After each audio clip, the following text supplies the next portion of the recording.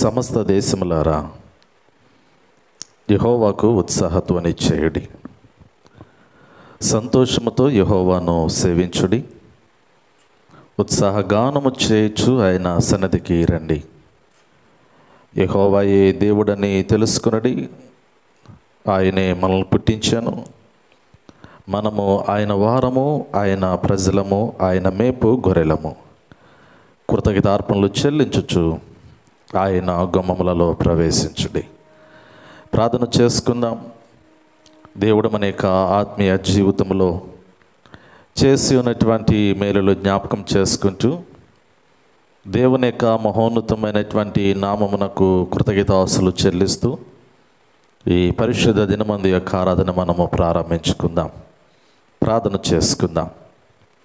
సర్వకృపానిధిగు మా ప్రియ పరలోకపు తండ్రి, మీ ఘనమైన పరిశుద్ధమైన నామమునకు స్తుతులు చెల్లిస్తూ ఉన్నాం. మీ మహా ఉన్నతమైనటువంటి కృపలో, మీ యొక్క ప్రేమలో, నీ బిడలమైనటువంటి మమ్మలను నాయన గడిచిన దినములలో మీ యొక్క రెక్కల చాటున భద్రపరిచి ఈ డిసెంబర్ మాసములో 3వ పరిశుద్ధ దిన ఆరాధనలోనికి మీరు మమ్మలను ప్రవేశపెట్టుచున్న విధానమును బట్టి మిమ్మల్ని స్తుతిస్తూ ఉన్నాను. ఈ దినమును చూడలేక ఎంతోమంది పరమపదించి ఉన్నటువంటి సమయంలో ఈ పరిశుద్ధ దినమందునైనా నీ సన్నిధానంలోనికి రాలేనటువంటి వారి లోకములో లోకానుసారమైనటువంటి జీవితంలో బ్రతుకుతున్నటువంటి వారు ఎంతోమంది ఉన్నటువంటి సమయంలో నీ బిడ్డలైనటువంటి వారిని మీరు ఏర్పాటు చేసుకున్నటువంటి వారిని పరిశుద్ధ దినమందునైనా నీ మందిరావనములోనికి ప్రవేశించి మిమ్మల్ని స్తుతించుకుని ఆరాధించుకునే భాగ్యాన్ని మీరు దయచేస్తూ ఉన్నారు. అందును బట్టి మీ నామాన్ని స్తుతిస్తూ ఉన్నాం. ఈ యావత్ ప్రపంచంలోనైనా ఈ పరిశుద్ధ దినమందు మందిరములలో జరుగుతున్నటువంటి ఆరాధనలోనైనా మీ సన్నిధిని, మీ పరిశుద్ధ ఆత్మని యొక్క ప్రసన్నతను తోడుగా ఉంచండి. మీ నామము మహిమపరచబడినట్లు నీ కృపను మీరు దయచేయండి ప్రభువా. మీ శ్రేష్టమైనటువంటి జీవపు వాక్కుల చేత నీ బిడ్డల యొక్క హృదయాలను మీరు బలపరచమని వేడుకొనొచ్చు ఉన్నాను. ప్రత్యేకంగా మా యొక్క మందిరావనంలో జరుగుతున్నటువంటి యొక్క ఆరాధనలో మీ సన్నిధిని, మీ పరిశుద్ధ ఆత్మని యొక్క ప్రసన్నతను మాకు తోడుగా ఉంచండి. మీ పాదాల చెంతకు వచ్చిన వారిని దీవిస్తూ ఇక రావలసినటువంటి వారిని త్వరగా నడిపించి ఆరాధనంతట్లో మా ద్వారా మీరే నీ నామానికి మహిమ తెచ్చుకోమని యేసు క్రీస్తు నామములో అడిగి వేడుకొనుచున్నాము తండ్రి. ఆమేన్, ఆమేన్. ప్రభునందు ప్రియమైన దేవుని సంగమా, ప్రియ సహోదరి సహోదరులారా, యేసు క్రీస్తు శుభనామములు అందరికీ ప్రత్యేకంగా హృదయపూర్వకమైనటువంటి వందనములను తెలియపరుస్తూ ఉన్నాను. దేవుని యొక్క మహా ఉన్నతమైనటువంటి కృప, దేవుని యొక్క ప్రేమ, ఆయన వాత్సల్యత ఈరోజు మనము సజీవుల లెక్కలో ఉండి ఈ డిసెంబర్ మాసములో 3వ పరిశుద్ధ దిన ఆరాధనలోనికి ప్రవేశించి దేవుని యొక్క శ్రేష్టమైనటువంటి జీవపు మాటల చేత మన యొక్క హృదయాలను, మన యొక్క జీవితాలను దేవునికి మహిమకరమైనటువంటి మార్గములో నడిపించుకోవడానికి పరిశుద్ధాత్మ దేవుడు మనకు సహాయం చేయుచున్న విధానమును బట్టి నేను దేవుని స్తుతిస్తూ ఉన్నాను.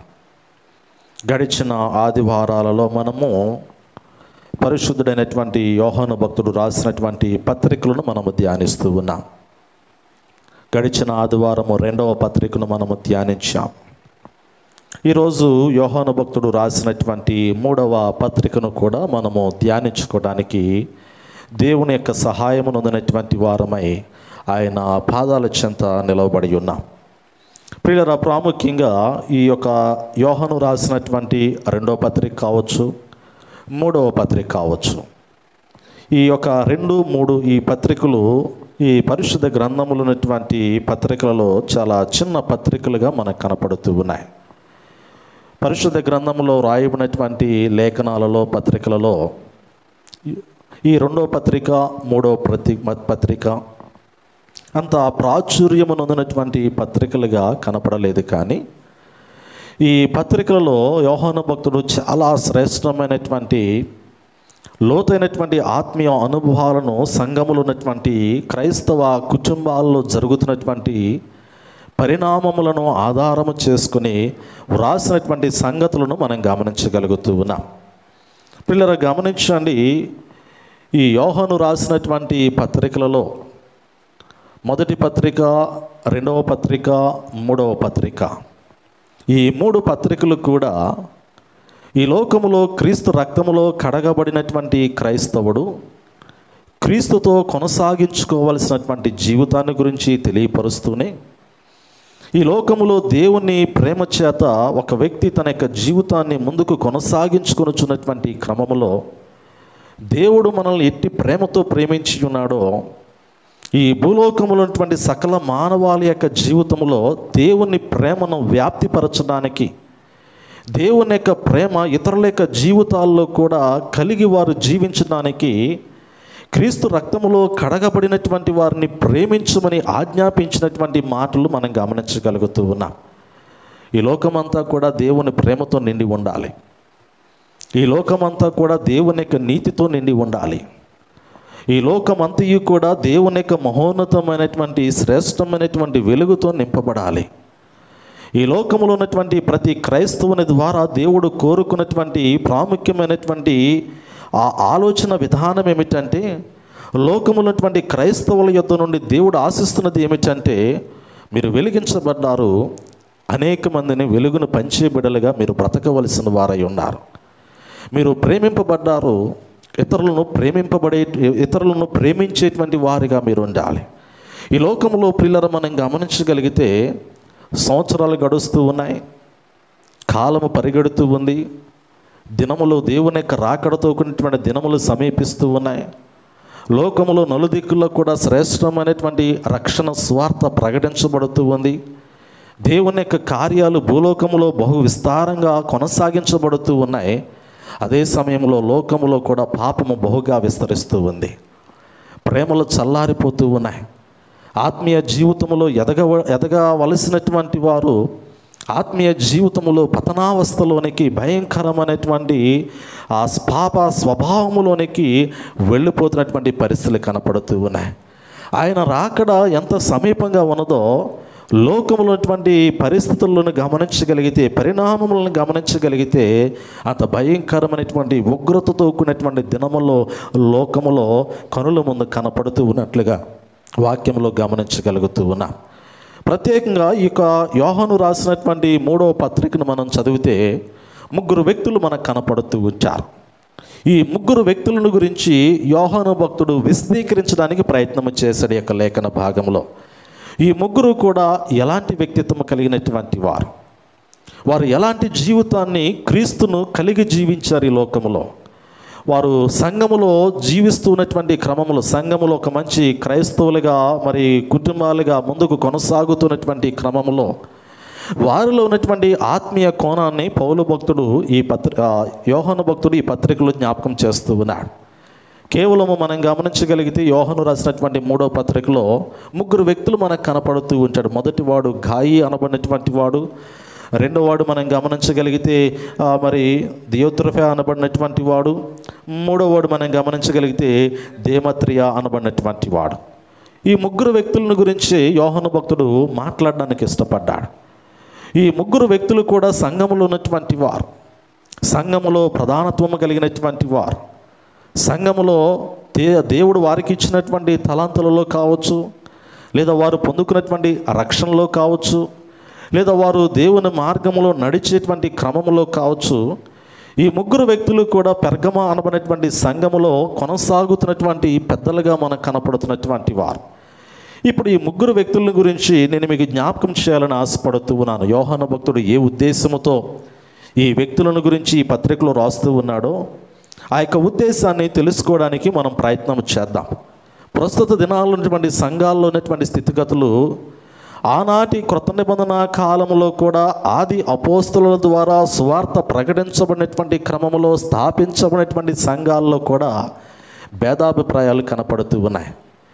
సహోదరులు ఐక్యత కలిగి జీవించుట ఎంత మేలు, ఎంత మనోహరమని దేవుని యొక్క వాక్యము సెలవిస్తూ ఉంది. నిజంగా సహోదరులు ఐక్యత కలిగి జీవించుట ఎంత మేలు, ఎంత మనోహరమో. కానీ లోకములో ఉన్నటువంటి క్రైస్తవ జీవితాలలో కానీ, లేదా క్రీస్తు రక్తములో కడగబడినటువంటి సహవాసుల యొక్క జీవితాల్లో కానీ ఈ సహోదరత్వం అనేటువంటిది, ఏక మనస్సుతో కూడినటువంటి ఆలోచన విధానం అనేటువంటిది కొదువై ఉన్నటువంటి క్రమములలో పరిశుద్ధాత్మ దేవుడు భక్తులను ఏర్పరచుకొని వారి ద్వారా కొన్ని మాటలు లేఖనాల్లో పొందుపరిచినట్లుగా మనం చూడగలుగుతూ ఉన్నాం. ప్రాముఖ్యంగా మొదటి వ్యక్తిని మనం గమనించగలిగితే, గాయి అనబడినటువంటి ఒక శ్రేష్టమైనటువంటి సత్యమును ఆధారము చేసుకొని, నీతిని ఆధారము చేసుకొని, మంచి ఉన్నతమైనటువంటి దేవునికి మహిమార్థమైనటువంటి మార్గంలో నడిచినటువంటి మరి ఒక పెద్దను గురించి ఇక్కడ యోహాను భక్తుడు రాస్తూ ఉన్నట్లుగా మనం చూడగలుగుతూ ఉన్నాం.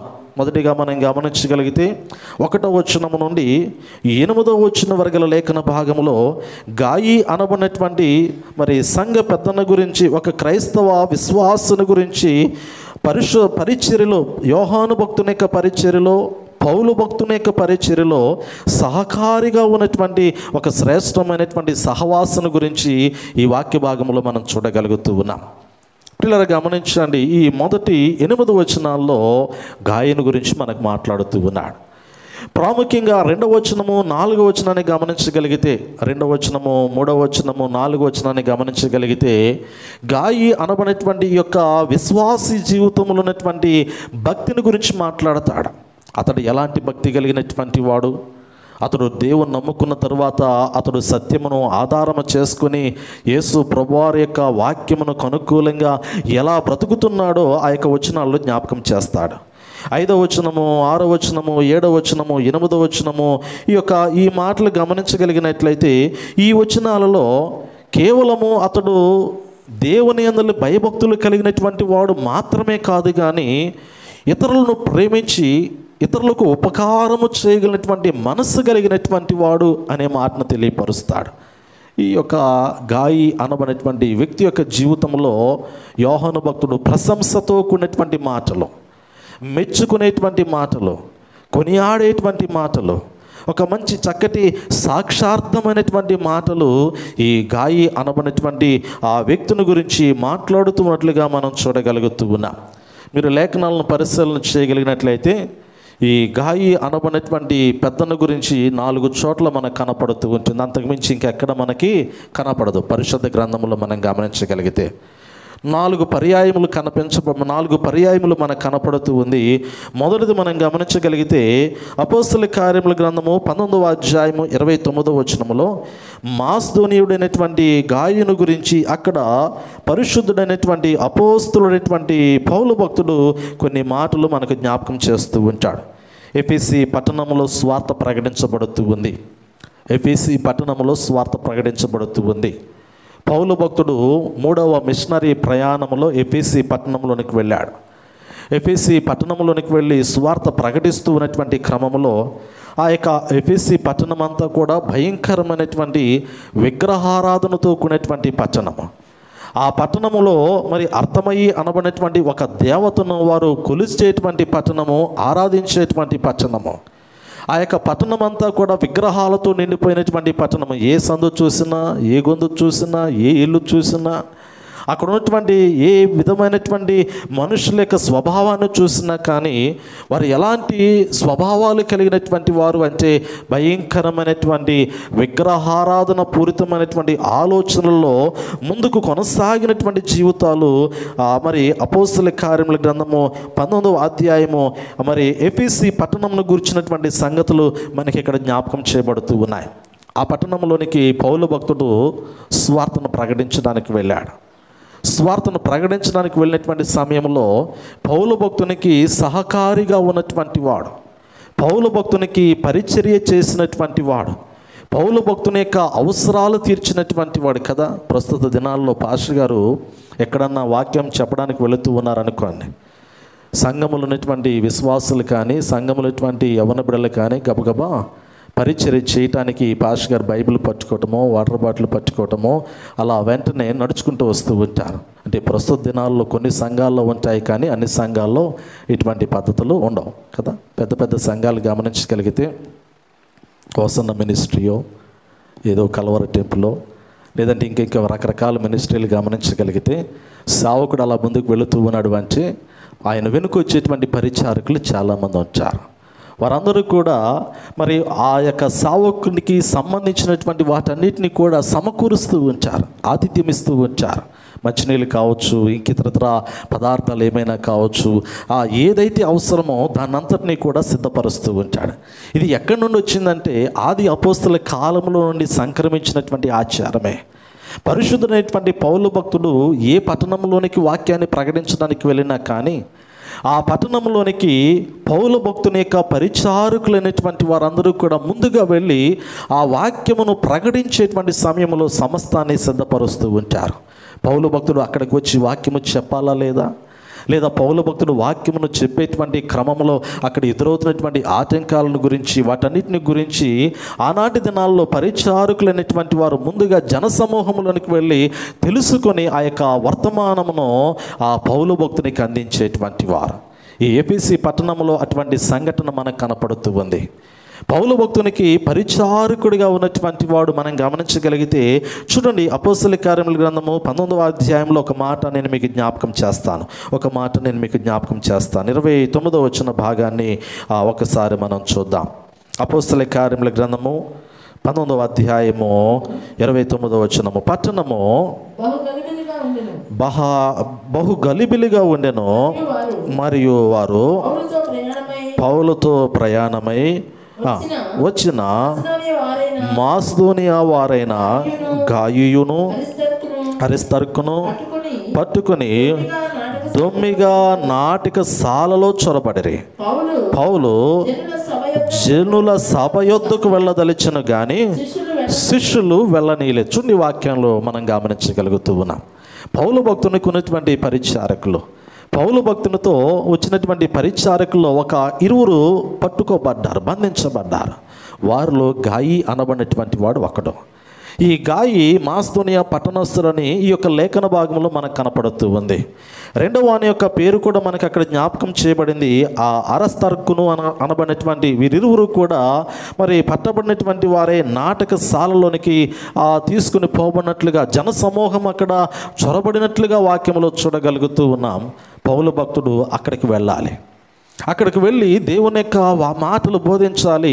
కానీ శిష్యులలో మరి కొందరు వచ్చి ఆ పౌలు భక్తుడు అక్కడికి వెళ్ళటము శ్రేయస్కరము కాదు అనేటువంటి మాటను చెప్పి అతన్ని ఆపుతున్నటువంటి సందర్భాన్ని మనం ఇక్కడ చూడగలుగుతూ ఉన్నాం. ఇంకొక మాట మనం గమనిద్దాం. ఈ గాయి అనబడినటువంటి వ్యక్తిని గురించి మరి ఒక చోట సంబోధించబడింది. ఆ అపోస్తల కార్యముల గ్రంథము 20వ అధ్యాయం, అక్కడే పేజీ తిప్ప అవసరం లేదు కానీ ఈ 20వ అధ్యాయము 4వ వచన భాగంలో కూడా మనకి ఇక్కడ జ్ఞాపకం చేయబడుతూ ఉంది. మరియు పుర్రు కుమారుడును బెరియా పట్టణస్థుడునైన సోపత్రును దెస్సలోనికీయులలో అరిస్తర్కును సెకుందును దెర్బే పట్టణస్థుడైన గాయును తిమోతియును ఆసియా దేశస్థులైన తుకీకు త్రోఫెమును అతనితో కూడా వచ్చిన పిల్లలు ఇక్కడ గమనించండి. 19వ అధ్యాయంలోనేమో మాసిదోనియా పట్టణస్థుడైన, 20వ అధ్యాయంలోకి వచ్చేటప్పటికేమో దెర్బే పట్టణస్థుడైన, ఇలా గాయకు సంబంధించి ఆ యొక్క సందర్భాలలో ఏ పట్టణంలోనికి వెళుతూ ఉన్నాడో ఆ పట్టణంలో స్వార్థలు ప్రకటించేటువంటి క్రమంలో పౌలు భక్తునితో వెళుతున్నటువంటి క్రమంలో ఫలానా పట్టణస్థుడిని సంబోధించబడింది. పరిశుద్ధ గ్రంథంలో గాయి అనబడినటువంటి ఈ యొక్క వ్యక్తి యొక్క వ్యక్తిత్వాన్ని గమనించగలిగితే సేవా పరిచర్లో, స్వార్థ పరిచర్లో శిష్యులతో పాలిభాగస్తుడిగా ఉన్నటువంటి వాడు, దేవుని యొక్క ఉన్నతమైనటువంటి నామమును ప్రకటించడానికి, క్రీస్తు యొక్క రక్షణలో ఆనందించేటువంటి వాడిగాను, శ్రమలు వచ్చినా, శోధనలు వచ్చినా, ఆటంకాలు వచ్చినా, ఇబ్బందులు వచ్చినా కానీ భయపడి వెనుతీయక వారితో కలిసి ముందుకు ప్రయాణమైనటువంటి వాడు. అందుకే యోహాను భక్తుడు ఈ గాయను గురించి అంత గొప్పగా సాక్ష్యం ఇస్తూ ఉన్నాడు. శ్రమలు వచ్చాయి, శోధనలు వచ్చాయి, కష్టాలు వచ్చాయి, మరణకరమైనటువంటి పరిస్థితుల్లో పౌలు భక్తుని యొక్క పరిచర్లో వారికి ఎదురైంది. కానీ ఈ గాయి అనబడినటువంటి ఈ యొక్క వ్యక్తి యొక్క ఆత్మీయ కోణాన్ని మనం గమనించగలిగితే నాగటి మీద చెయ్యి వేసి వెనుదిరగనటువంటి వాడు. ఒక మాటలో చెప్పాలి అంటే నాగటి మీద చెయ్యి వేశాడు, వెనుదిరగలేదు. యేసు ప్రభువుని స్వరక్షకునిగా అంగీకరించాడు. నేను ప్రభువు చేత పట్టబడి ఉన్నాను, ప్రభు కొరకు బ్రతకడానికి పిలువబడి ఉన్నాను, యేసు ప్రభువు నాకు ఒక శ్రేష్టమైనటువంటి రక్షణ భాగ్యాన్ని నాకు అనుగ్రహించి ఉన్నారు, నేను జీవించేటువంటి జీవితము ప్రభువు కొరకు జీవించవలసినటువంటి జీవితం అని ఎరిగి ప్రభువుతో నడవటానికి ఇష్టపడినటువంటి వాడు గాయి అనబడినటువంటి ఆ విశ్వాసిగా మనం చూడగలుగుతూ ఉన్నాం. ఇతడు చాలా మెచ్చుకోదగినటువంటి వాడు. ఈరోజు మనుషులు లోకములో ఉన్నటువంటి వ్యక్తులు కొనియాడుతూ ఉంటారేమో, కానీ ఆత్మీయ జీవితంలో ప్రభువు కొరకు సమస్తాన్ని విడిచిపెట్టినటువంటి వారిని కొనియాడుతారా? పిల్లలు గమనించండి, మనలో మన వాటిని గమనించండి. దేవుని కొరకు సర్వస్వమును విడిచిపెట్టినటువంటి వారిని, దేవుని కొరకు సమస్తమును విడిచిపెట్టి దేవుని మార్గంలో నడుస్తున్నటువంటి వారిని కొనియాడేటువంటి వారు లోకములో ఉన్నారు అనేటువంటి మాటను గమనించగలుగుతూ ఉన్నాం. కానీ దేవుని యొక్క వాక్యంలో మనం గమనించగలిగితే సమస్తమును విడిచి దేవుని యొక్క శ్రేష్టమైనటువంటి రక్షణ సువార్తలో శిష్యులతో పాటు అపోస్తలులతో పాటు ముందుకు కొనసాగినటువంటి గాయను గురించి యోహాను భక్తుడు మంచి సాక్ష్యాన్ని ఇస్తూ ఉన్నాడు. అతన్ని మెచ్చుకుంటూ ఉన్నాడు. అతనిలో ఉన్నటువంటి నీతిని కొనియాడుతూ ఉన్నాడు, అతనిలో ఉన్నటువంటి యథార్థతను కొనియాడుతూ ఉన్నాడు. అతడు ఎవరిని అనుసరిస్తూ ఉన్నాడు అంటే సత్యమును అనుసరిస్తూ ఉన్నాడు, అనగా క్రీస్తును వెంబడిస్తున్నాడు అనేటువంటి మాటను యోహాను భక్తుడు జ్ఞాపకం చేసినట్లుగా మనం చూడగలుగుతూ ఉన్నాం. మూడవది, ఇంకొక మాటను నేను మీకు గుర్తు చేస్తాను. గాయి అనబడినటువంటి ఆ వ్యక్తి యొక్క ఆత్మీయ జీవితంలో, పెద్ద యొక్క ఆత్మీయ జీవితంలో ఉన్నటువంటి మరి యొక్క ప్రాముఖ్యమైనటువంటి మాట రోమీయులకు రాసినటువంటి పత్రిక అపోస్తలుడైనటువంటి పౌలు భక్తుడు రోమా సంఘానికి రాసినటువంటి పత్రిక 16వ అధ్యాయము 23వ వచనాన్ని కూడా మనం ఒకసారి చదువుదాం. 23వ వచనము రోమా పత్రిక, నాకును యావత్ సంఘమునకు ఆతిథ్యమిచ్చు గాయు మీకు వందనములు చెప్పుచున్నాడు. ఈ పట్టణపు ఖజానాధారుడగు ఎరస్తును సహోదరుడగు క్వర్తును మీకు వందనములు చెప్పుచున్నారు. గమనించండి, ఈ మాటను గమనించండి. పౌలు భక్తుడు చక్కగా ఇక్కడ గాయుని గురించి మెచ్చుకుంటూ ఉన్నాడు. ఎలా మెచ్చుకుంటూ ఉన్నాడు అంటే, నాకును యావత్ సంఘమునకు ఆతిథ్యమిచ్చు గాయు అంటాడు కదా. ఈరోజు ప్రస్తుత దినాల్లో ఏదైనా ఆతిథ్యం ఉందా అంటే అది కుటుంబానికి పరిమితం అవుతుంది, లేదా కొన్ని కుటుంబాలకు పరిమితం అవుతుంది. సంఘానికి ఆతిథ్యం ఇచ్చినటువంటి వాడు ధన్యుడు. వారు మరలా దేవుని చేత దీవించబడదురు. అనన్నమ్మా, ఆమెనన్నా చెప్పండి అమ్మా, కనీసము ఆ స్థితిలో ఆశీర్వాదం ఉండాలని. దేవుడు ఆ స్థితిలో మమ్మల్ని ఆశీర్వదించునుగా, కానీ ఆ రీతిలో నన్ను ఆమెను చెబితే దేవుని ఆశీర్వాదం మెండుగా ఉంటుంది. నిజమే కదా. ఆనాటి దినాల్లో క్రీస్తు రక్తములో కడగబడినటువంటి క్రైస్తవ విశ్వాస యొక్క హృదయాంతరంగంలో కలిగినటువంటి ఆలోచన ఏమిటంటే, దేవుడు నన్ను సంఘములో దీవించాడు కదా, దేవుడు సంఘములో నన్ను ఆశీర్వాదకరంగా ఉంచాడు కదా, దేవుని చేత నేను అభివృద్ధి నొందినటువంటి వాడిగా అనేక మంది యొక్క జీవితాలలో నేను ఒక్కడిగా ఉన్నాను కదా. ఈరోజు నేను సంతోషంగా ఉన్నాను అంటే నా సంతోషాన్ని నేను 10 మందితో పంచుకోవాలి కదా అనేటువంటి ఆలోచనతో ఆనాడు గాయి అనబడినటువంటి శ్రేష్టమైనటువంటి ఆ విశ్వాసి మరి సంఘంలో ఒక పెద్దగా ఉన్నటువంటి వాడు సంఘమంతటిని కూడా ప్రేమించి ఆతిథ్యం ఇచ్చినటువంటి స్థితిలో దీవించబడ్డాడు అనేటువంటి మాట జ్ఞాపకం చేయబడింది. కారణం ఏమిటి? అతనిలో ఉన్నటువంటి క్రీస్తును గూర్చినటువంటి ప్రేమ కలిగినటువంటి వాడు కాబట్టే, యథార్థత కలిగినటువంటి వాడు కాబట్టే, యేసు ప్రభువారి పట్ల నిజమైనటువంటి విశ్వాసమును భక్తి భావమును కనపరచగలిగినటువంటి వాడు కాబట్టి గాయి కేవలము సావకుడైనటువంటి పౌలు భక్తునికి మాత్రమే కాదు, కానీ ఆనాటి దినాల్లో ఉన్నటువంటి సంఘం అంతటిని కూడా ప్రేమించి శ్రేష్టమైనటువంటి ఆతిథ్యం ఇచ్చి మరి ఆనందించినటువంటి వాడిగా కనపడినట్లుగా మనం చూడగలుగుతూ ఉన్నాం. 3 విషయాలు ఇప్పుడు గాయి యొక్క జీవితంలో మనం గమనించగలిగాం. ఒకటి, శ్రమ వచ్చినా, బాధ వచ్చినా, ఎటువంటి శోధనకరమైనటువంటి పరిస్థితులు వచ్చినా వెనుదిరగలేదు, కానీ శిష్యులతో పాటు స్వార్థ పరిచర్యలో పాలి భాగస్తుడిగా వారితో ముందుకు నడిచాడు. రెండోది, 20వ అధ్యాయంలో గమనించాము, అక్కడ కూడా శిష్యులలో ఒకడిగా అతడు పరిచర్యను తన యొక్క భుజస్కంధాల మీద వేసుకొని ఒక బాధ్యత తీసుకున్నటువంటి వాడిగా, దేవుడు ఏ ఉద్దేశాన్ని అయితే లోకములో మానవుల పట్ల కలిగి ఉన్నాడో, దేవుని యొక్క తలంపు లోకములో ఉన్నటువంటి మానవుల యొక్క జీవితములు ఏమై ఉన్నదో ఆ యొక్క ఆలోచనని అతడు ఎరిగినటువంటి వాడై కేవలము వారు మాత్రమే కాదు కానీ వారితో పాటు నేను కూడా రక్షణ సువార్తను ప్రకటించాలి అనేటువంటి ఆలోచనతో పాలి భాగస్థుడిగా వారితో జీవితాన్ని కొనసాగించినటువంటి వాడు గాయి అనబడినటువంటి వాడు. అంత మాత్రమే కాదు, ఆతిథ్యం ఇవ్వగలిగినటువంటి ప్రేమ కలిగినటువంటి వాడు, అంత శ్రేష్టమైనటువంటి మనస్సు కలిగినటువంటి వాడు అనేటువంటి మాటను ఇక్కడ మరి పౌలు భక్తుడు మంచి సాక్ష్యం ఇచ్చాడు. రెండోది, ఇప్పుడు మనం చదివినటువంటి యోహాను రాసినటువంటి 3వ పత్రికలో ప్రాముఖ్యమైనటువంటి మాటను గమనించగలిగితే ఇక్కడ యోహాను భక్తుడు ఈ గడిచినటువంటి ప్రయాణములలో ఈ యొక్క భక్తుడు కలిగి ఉన్నటువంటి ఆత్మీయ జీవితాన్ని జ్ఞాపకం చేస్తూ ఇక్కడ కొనియాడుతూ ప్రశంసిస్తూ ఈ పత్రికను రాశాడు. అందుకే యోహాను రాసినటువంటి 3వ పత్రికలో ఉన్నటువంటి ఆంతర్యం ఇది. ప్రశంసిస్తూ రాసినటువంటి పత్రిక, కొనియాడుతూ రాసినటువంటి పత్రిక, ఆ వ్యక్తి యొక్క ఔన్నత్యాన్ని 10 మందికి తెలియపరచడానికి రాసినటువంటి పత్రిక ఈ 3వ పత్రికలో మనం గమనించగలుగుతూ ఉన్నాం. చూడండి, ఇక్కడ అంచడి కదా, ప్రియుడా నీ ఆత్మ వర్ధిల్లుచున్న ప్రకారము నీవు అన్ని విషయములలోనూ వర్ధిల్లుచు సౌఖ్యముగా ఉండవాలని ప్రార్థించుచున్నాను. నీవు సత్యమును అనుసరించి నడుచుకొనుచున్నావు గనుక సహోదరులు వచ్చి నీ సత్య ప్రవర్తన గురించి సాక్ష్యము చెప్పగా విని బహుగా సంతోషించుతుని. నా పిల్లలు సత్యమును అనుసరించి నడుచుకొనుచున్నారని వినుట కంటే నాకెక్కువైన సంతోషం లేదు. నిజమే కదా. ఈరోజు ఆకాశమందు ఆశినటువంటి దేవుని యొక్క తలంపులలో ఆనందాన్ని, సంతోషాన్ని మనం చూడగలుగుతూ ఉన్నాం.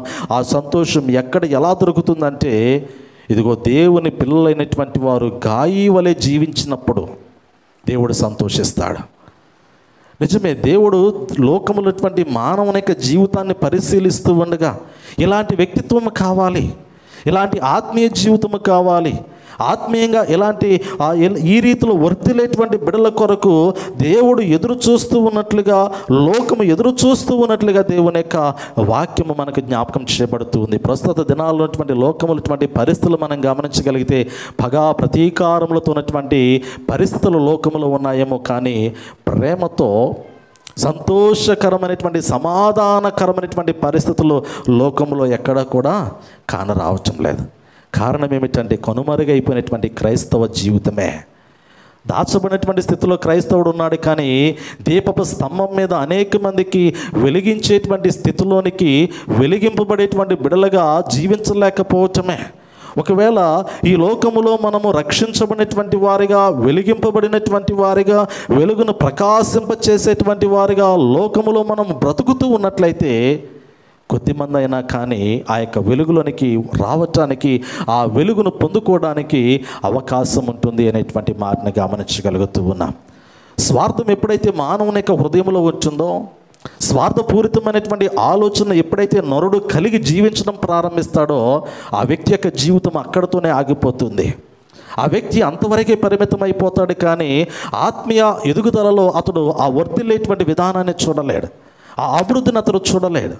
అతడు ఉన్నతమైనటువంటి ఆశలతో కూడినటువంటి ఆశయాలను అతని యొక్క జీవితంలో అనుభవించలేడనేటువంటి మాటను పరిశుద్ధ గ్రంథంలో మనం చూడగలుగుతూ ఉన్నాం. ఎప్పటికైనా కానీ మన ఆత్మీయ జీవితం ఎలా ఉండాలి అంటే, ఎదిగి వర్తిల్లి అనేక మందికి ఆశీర్వాదకరమైనటువంటి స్థితిలోనికి రావాలని పరిశుద్ధ ఆత్మదేవుడు జ్ఞాపకం చేస్తూ ఉన్నాడు. రెండవది, ఇక్కడ గాయకు సంబంధించినటువంటి మరి ఒక ప్రాముఖ్యమైనటువంటి మాట ఈ 3వ పత్రికలో జ్ఞాపకం చేసినటువంటి మాట 5, 6, 7 వచనాల్లో గమనించగలిగితే, ప్రియుడా వారు పరదేశులైనను సహోదరులుగా ఉన్న వారికి నీవు చేసినదల్లా విశ్వాసికి తగునట్టుగా చేయుచున్నావు. వారు నీ ప్రేమను గూర్చి సంఘం ఎదుట సాక్ష్యం ఇచ్చరి. వారు అన్యజనుల వలన ఏమీ తీసుకొనక ఆయన నామము నిమిత్తము బయలుదేరి గనుక దేవునికి తగినట్టుగా నీవు వారిని సాగనంపిన యెడల నీకు యుక్తముగా ఉండును. మనము సత్యమునకు సహాయకులమవునట్టు అట్టి వారికి ఉపకార చేయబద్ధులమై ఉన్నామంటాడు కదా. మనము సత్యమునకు సహాయకులమై అవునట్టు అంటాడు. నిజమే కదా. సత్యములో నడుచున్నట్లు, సత్యమును ఆధారము చేసుకుని నడుచున్నట్లు మనం ఎప్పుడైతే ఉపకార ధర్మమును కలిగి జీవిస్తామో అప్పుడు దేవుని ప్రేమ మనలో చిగురిస్తూ ఉంటుంది. దేవుని ప్రేమ మనలో కొనసాగించబడుతూ ఉంటుంది. యోహాను రాసిన సువార్త అయినా, యోహాను రాసినటువంటి పత్రికలైనా, ఈ పత్రికలో ఉన్నటువంటి సారాంశం ఇదే.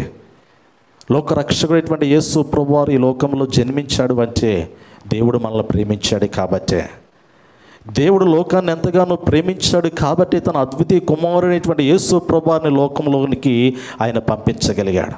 ఒకవేళ దేవుని యొక్క ప్రేమ మన పట్ల లేకపోతే ఈరోజు రక్షణ లేనటువంటి వారమై మరణంలో ఉండేటువంటి వారము, పాపములో కొట్టిమిట్టాడుతూ జీవములోనికి ప్రవేశించేటువంటి స్థితిలోనికి రాలేనటువంటి ఉగ్రతలో నిలబడేటువంటి వారము. దేవుని ప్రేమ ఎంత గొప్పదో కదా. ఆయనే మనల్ని ప్రేమించాడు కదా మరణం నుండి తప్పించడానికి, శాశ్వతమైనటువంటి జీవాన్ని స్వతంత్రించుకోవడానికి జీవపు ద్వారాన్ని మన ఎదుట తెరిచినటువంటి వాడు దేవుడే అనేటువంటి మాటను యోహాను భక్తుడు పదే పదే సువార్తలోను పత్రికల్లోనూ పొందుపరిచినట్లుగా మనం గమనించగలుగుతూ ఉన్నాం.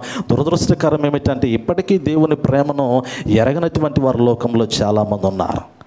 చాలా బాధాకరమైనటువంటి విషయం ఏమిటంటే దేవుని ప్రేమ రుచి చూచినటువంటి వారు కూడా ఆ యొక్క ప్రేమలో బ్రతకలేనటువంటి స్థితిలో లోకంలో ఉన్నటువంటి వారు ఎంతోమంది ఉన్నారు. పేరుకి క్రైస్తవులుగా ఉంటారేమో కానీ దేవుని ప్రేమకు దూరమైనటువంటి జీవితాలు లోకంలో చాలామంది ఆ జీవితాల్లో మనం చూడగలుగుతూ ఉన్నాం. కానీ యోహాను భక్తుడు అంటాడు కదా, ఆ ప్రేమను నేను కనుగొన్నాను. ఆ ప్రేమను భూలోకంలో రక్షించబడినటువంటి ఒక క్రైస్తవ విశ్వాస జీవితంలో నేను చూశాను. ఆ వ్యక్తి ఎవరో కాదు, గాయి అనబడినటువంటి వాడని యోహాను భక్తుడు పరిచయం చేస్తూ ఉన్నాడు. ఇలాంటి వ్యక్తిత్వాన్ని సంఘాలు ఉన్నటువంటి క్రైస్తవులు కలిగి ఉండాలి, కుటుంబాలు కలిగి ఉండాలి. ఇలాంటి వ్యక్తిత్వాన్ని కలిగి ఉన్నటువంటి కుటుంబాల్లో ఉన్నటువంటి వ్యక్తులు నిజంగా వారు దేవుని ఆశీర్వాదం పొందుతున్నటువంటి వారు, దేవుని ప్రేమలో వేరుపారుతున్నటువంటి స్థితిలో ఉన్నటువంటి వారు అనే మాటను ఇక్కడ గుర్తు చేస్తూ ఉన్నాడు. రెండోది మనం గమనించగలిగితే రెండో వ్యక్తి గురించి మనకు జ్ఞాపకం చేస్తాడు. పిల్లరా, దియోత్రెఫాను గురించి మాట్లాడతాడు. 9వ వచనం నుండి 11వ వచనం వరకు మనకి ఈ మాటలు కనపడుతూ ఉన్నాయి. నేను సంఘమునకు ఒక సంగతి వ్రాసితిని, అయితే వారిలో ప్రధానత్వము కోరుచున్న దియోత్రెఫే మమ్మను అంగీకరించట్లేదు. ఈ యొక్క చాలమ్మా, ఈ సంఘములో ఉన్నటువంటి వాడు ఒకడు గాయి కూడా అదే సంఘములో ఉన్నాడు, పెర్గమా సంఘములో. అదే సమయంలో దియోత్రెఫే అనబడినటువంటి వాడు కూడా అదే సంఘములో ఉన్నాడు. ఒకే సంఘములో రెండు వ్యక్తిత్వాలు కలిగినటువంటి వ్యక్తుల యొక్క సమూహం కనపడుతూ ఉంది. రెండు మనస్తత్వాలు కలిగినటువంటి వ్యక్తుల యొక్క సమూహం కనపడుతూ ఉంది. నిజమే కదా. ఈరోజు దేవుని వాక్యము ప్రకటించబడుతూ ఉండగా వాక్యం వినుచున్నటువంటి వారు చాలామంది ఉన్నారు. కానీ అందరూ ఒకే విధమైనటువంటి రీతిలో వాక్యాన్ని అంగీకరించగలుగుతారా? ఒకే విధమైనటువంటి రీతిలో వాక్యాన్ని మనసులోనికి తీసుకోగలుగుతారా?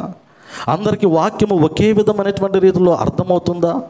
వాక్యము ప్రకటించేటువంటి వాడు ఒక్కడే. అక్కడ వాక్యము పరిశుద్ధాత్మదేవుడు ప్రకటిస్తూ ఉండగా ఏ హృదయములో ఏ రీతిలో వాక్యము వారి యొక్క హృదయాంతరంగంలోనికి వెళుతూ ఉందో ఆ వ్యక్తి యొక్క హృదయంలో ఉన్నటువంటి ఆత్మీయ కోణము మీద ఆధారపడి ఉంటుంది.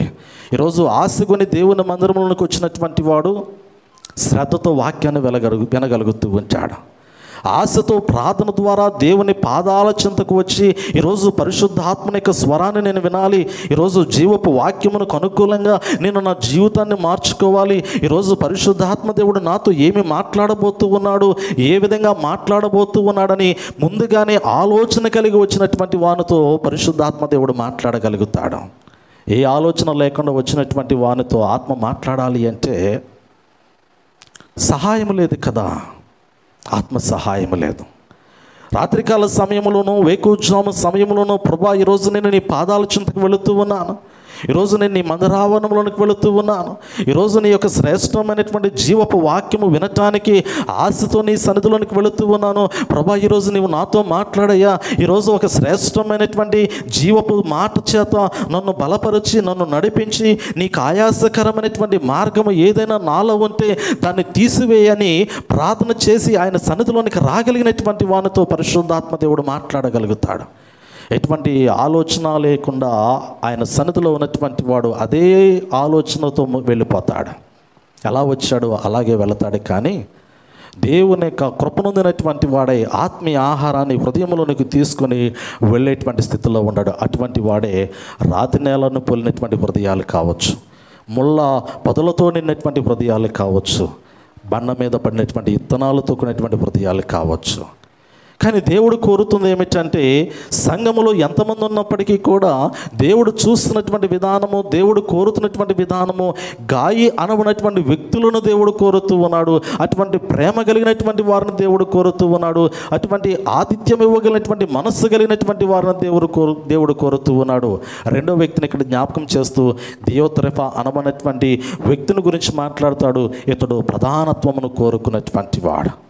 కేవలము అధికార కాంక్ష మాత్రమే ఇతని యొక్క హృదయంలో ఉన్నది. కానీ దైవోత్వమును గురించినటువంటి చింత, దేవుని భక్తితో కూడినటువంటి ఆలోచన ఈ యొక్క దియోత్రెఫా అనబడినటువంటి వ్యక్తి యొక్క హృదయాంతరంగంలో లేదు అనేటువంటి మాటను పరిశుద్ధ గ్రంథంలో యోహాను భక్తుడు గుర్తు చేస్తూ ఉన్నాడు. నిజమే కదా. ఈరోజు అధికారము కొంతవరకే.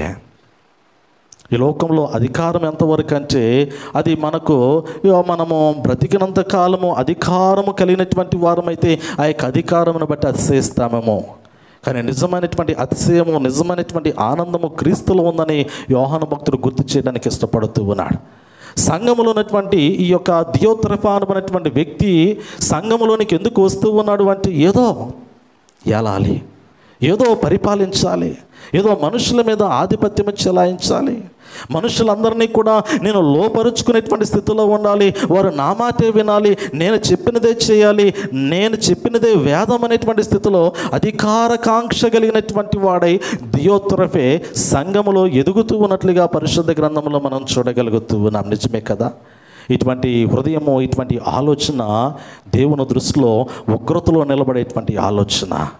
పరలోకంలో ఉన్నటువంటి జరిగినటువంటి సంఘటన మనందరికీ తెలుసు. యెహెజ్కేలు గ్రంథంలో, యెషయా గ్రంథంలో జ్ఞాపకం చేస్తూ ఉంటాడు.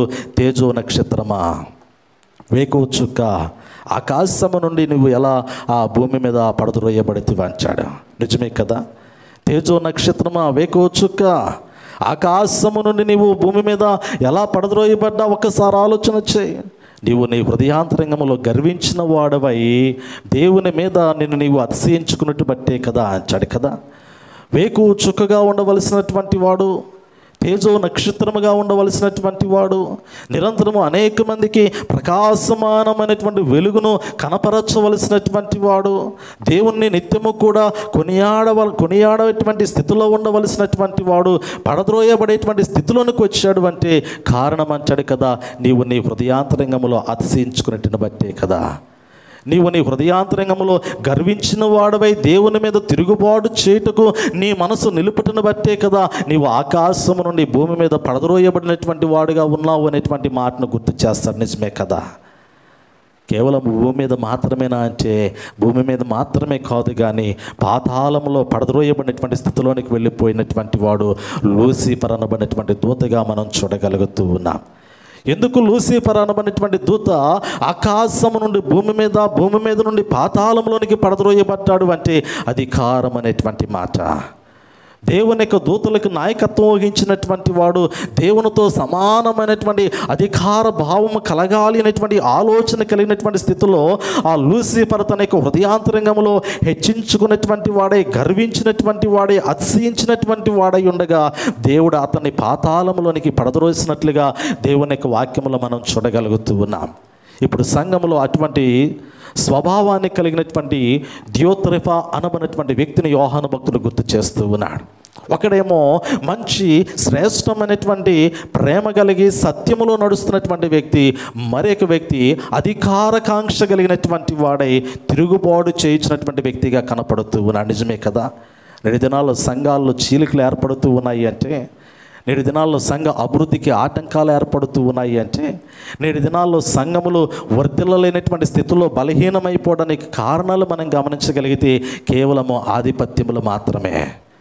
వ్యక్తుల మధ్య ఆధిపత్యము కావచ్చు, కుటుంబాల మధ్య ఆధిపత్యము కావచ్చు, లేదా సమాజంలో కలిగి ఉన్నటువంటి సంఘములో కలిగినటువంటి ఆధిపత్యములు కావచ్చు. అవి దేనికి అవరోధములుగా ఉన్నాయి, అవి దేనికి ఆటంకములుగా ఉన్నాయి అంటే సంఘ అభివృద్ధికి, దేవుని యొక్క మహిమకు ఆటంకములుగా ఉన్నట్లుగా వాక్యంలో జ్ఞాపకం చేస్తూ ఉన్నాడు. దియోత్రెఫా చేసిన పని ఇదే. అందుకే యోహాను భక్తుడు అంటాడు కదా, దియోత్రెఫాని జ్ఞాపకం చేస్తూ చూడండి ఒకసారి ఆ మాట మనం గమనిద్దాం. 9వ వచన భాగంలో, నేను సంఘమునకు ఒక సంగతి వ్రాసితిని, అయితే వారిలో ప్రధానత్వము కోరుచున్న దియోత్రెఫే మమ్మను అంగీకరించటలేదు. వాడు మమ్మను గూర్చి చెడ్డ మాటలు వదరొచ్చు, అది చాలునట్లుగా సహోదరులను తానే చేర్చుకొనక వారిని చేర్చుకొన మనసు గల వారిని కూడా ఆటంకపరచుచు సంఘములో నుండి వారిని వెలివేయుచున్నాడు. అందుచేత నేను వచ్చినప్పుడు వాడు చేయుచున్న క్రియలను జ్ఞాపకం చేసుకుందును. నిజమే కదా. యోహాను భక్తుడు అరమరిక లేకుండా స్పష్టంగా మాట్లాడుతూ ఉన్నాడు. ఇక్కడ యోహాను భక్తుడు సంఘాన్ని దర్శించినప్పుడు దియోత్రెఫాతో మాట్లాడుతానన్నాడు. కానీ ఒకవేళ దేవుడే లోకంలోనికి వచ్చినప్పుడు, రెండవ రాకడ పర్యాయంలో ఆయన వచ్చినప్పుడు ఇటువంటి స్వభావం కలిగినటువంటి వాడు భయంకరమైనటువంటి విమర్శకు లోనవుతాడు. ఇటువంటి వ్యక్తిత్వం కలిగినటువంటి వాడు దేవుని యొక్క ఉగ్రతకు లోనవుతాడు. అందుకే వాక్యములు అంటాడు కదా, వాడు మమ్మను గూర్చి చెడ్డ మాటలు వదరొచ్చు, అది చాలునట్లుగా సహోదరులను తానే చేర్చుకొనక వారిని చేర్చుకొన మనసు గల వారిని కూడా ఆటంకపరచుచు అంటాడు కదా.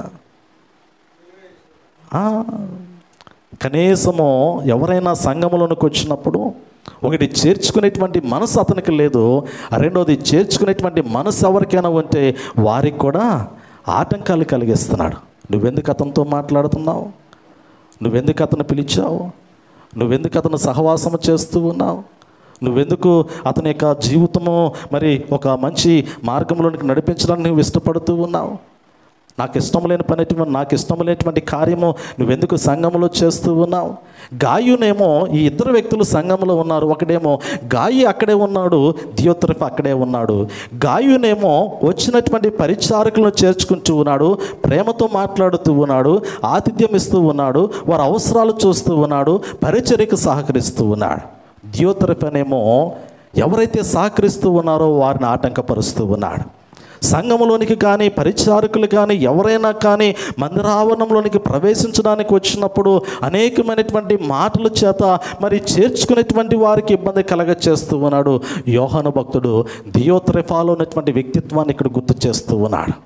ఒక సమయం రాబోతూ ఉంది, నీ క్రియలకు తగినటువంటి ఫలితాన్ని నువ్వు అనుభవించేటువంటి ఆ దినం రాబోతూ ఉంది. ఇక్కడ యోహాను భక్తుడు జ్ఞాపకం చేయడానికి ఇష్టపడినటువంటి మాట ఇదే, నేను రాబోతూ ఉన్నాను. ఒకరోజు నేను సంఘాన్ని దర్శించబోతూ ఉన్నాను. నేను సంఘాన్ని దర్శించేటువంటి క్రమంలో నేను చూస్తూ ఉండగా, నీ క్రియలను నేను చూస్తూ ఉండగా, నీ వ్యక్తిత్వాన్ని నేను చూస్తూ ఉండగా, సంఘము అభివృద్ధి చెందటానికి నీవు కారకుడిగా లేవు, కానీ సంఘము విచ్ఛిన్నతం అవటానికి కారకుడు అవుతూ ఉన్నావు. సంఘ అభివృద్ధి చెందకుండా నువ్వు ఒక ఆటంకంగా నువ్వు మారుతూ ఉన్నావు. నేను వచ్చినప్పుడు నేను నిన్ను ఉగ్రతలో నిలబెట్టబోతూ ఉన్నానని పరిశుద్ధాత్మదేవుడు యోహాను భక్తుని ద్వారా మాట్లాడిస్తూ ఉన్నాడు సంఘముతో. నిజమే కదా. ఒకవేళ దియోత్రెఫా లాంటి వ్యక్తిత్వం కలిగినటువంటి వ్యక్తులు ఉన్నట్లయితే మనసు మార్చుకోవాలా.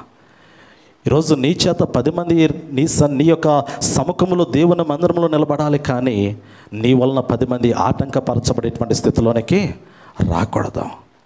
అలాంటి మనస్తత్వం కలిగినటువంటి వాడు ఒకరోజు దేవుని యొక్క ఉగ్రతను చూడబోతాడు. దాని నుంచి తప్పించుకోలేడు. ఈరోజు అతని యొక్క ఆధిపత్యము చెలాయించబడొచ్చేమో, ఈరోజు అతడు అనుకున్నది జరిగి ఉండొచ్చేమో, ఈరోజు అతడు ఏదైతే అనుకుంటూ ఉన్నాడో అది అక్షరాలు అతను నెరవేర్చుకునేటువంటి క్రమంలో సఫలీకృతం కావచ్చేమో. కానీ ఒక్కరోజు వస్తుంది, ఆ రోజు మాత్రం ఆ వ్యక్తి తప్పించుకోలేడని దియోత్రెఫాని గురించి ఇక్కడ యోహాను భక్తుడు గుర్తు చేస్తూ ఉన్నాడు. నిజమే పిల్లారా, సంఘము అభివృద్ధి చెందేటువంటి క్రమంలో నీ వంతు అభివృద్ధి చెందడానికి నువ్వు సహకరించాలే, కానీ ఆ సంఘము అభివృద్ధి చెందటానికి నీవు చెందకుండా ఉండటానికి ఒక ఆటంకకారిగా మాత్రము మారకూడదు. అలా మారినట్లయితే ఒకరోజు నీవు దేవుని ఎదురు నిలబడి సమాధానము చెప్పవలసినటువంటి స్థితిలో ఉంటావు. యోహాను భక్తుడు ఈ యొక్క దియోత్రెఫాను గురించినటువంటి రాసినటువంటి మాటల్లో పౌలు భక్తుడు గుర్తు చేసినటువంటి మాటను కూడా ఒకటి మీకు జ్ఞాపకం చేస్తూ ఉన్నాను. రోమీయులకు రాసిన పత్రిక 1వ అధ్యాయము 18వ వచనము. పరిశుద్ధుడైనటువంటి పౌలు భక్తుడు రోమా సంఘానికి రాసినటువంటి పత్రికలో 1వ అధ్యాయాన్ని గమనించగలిగినట్లయితే 1వ అధ్యాయము 18వ వచనంలో ఒక మాట రాయబడుతూ ఉంది. రోమా పత్రిక,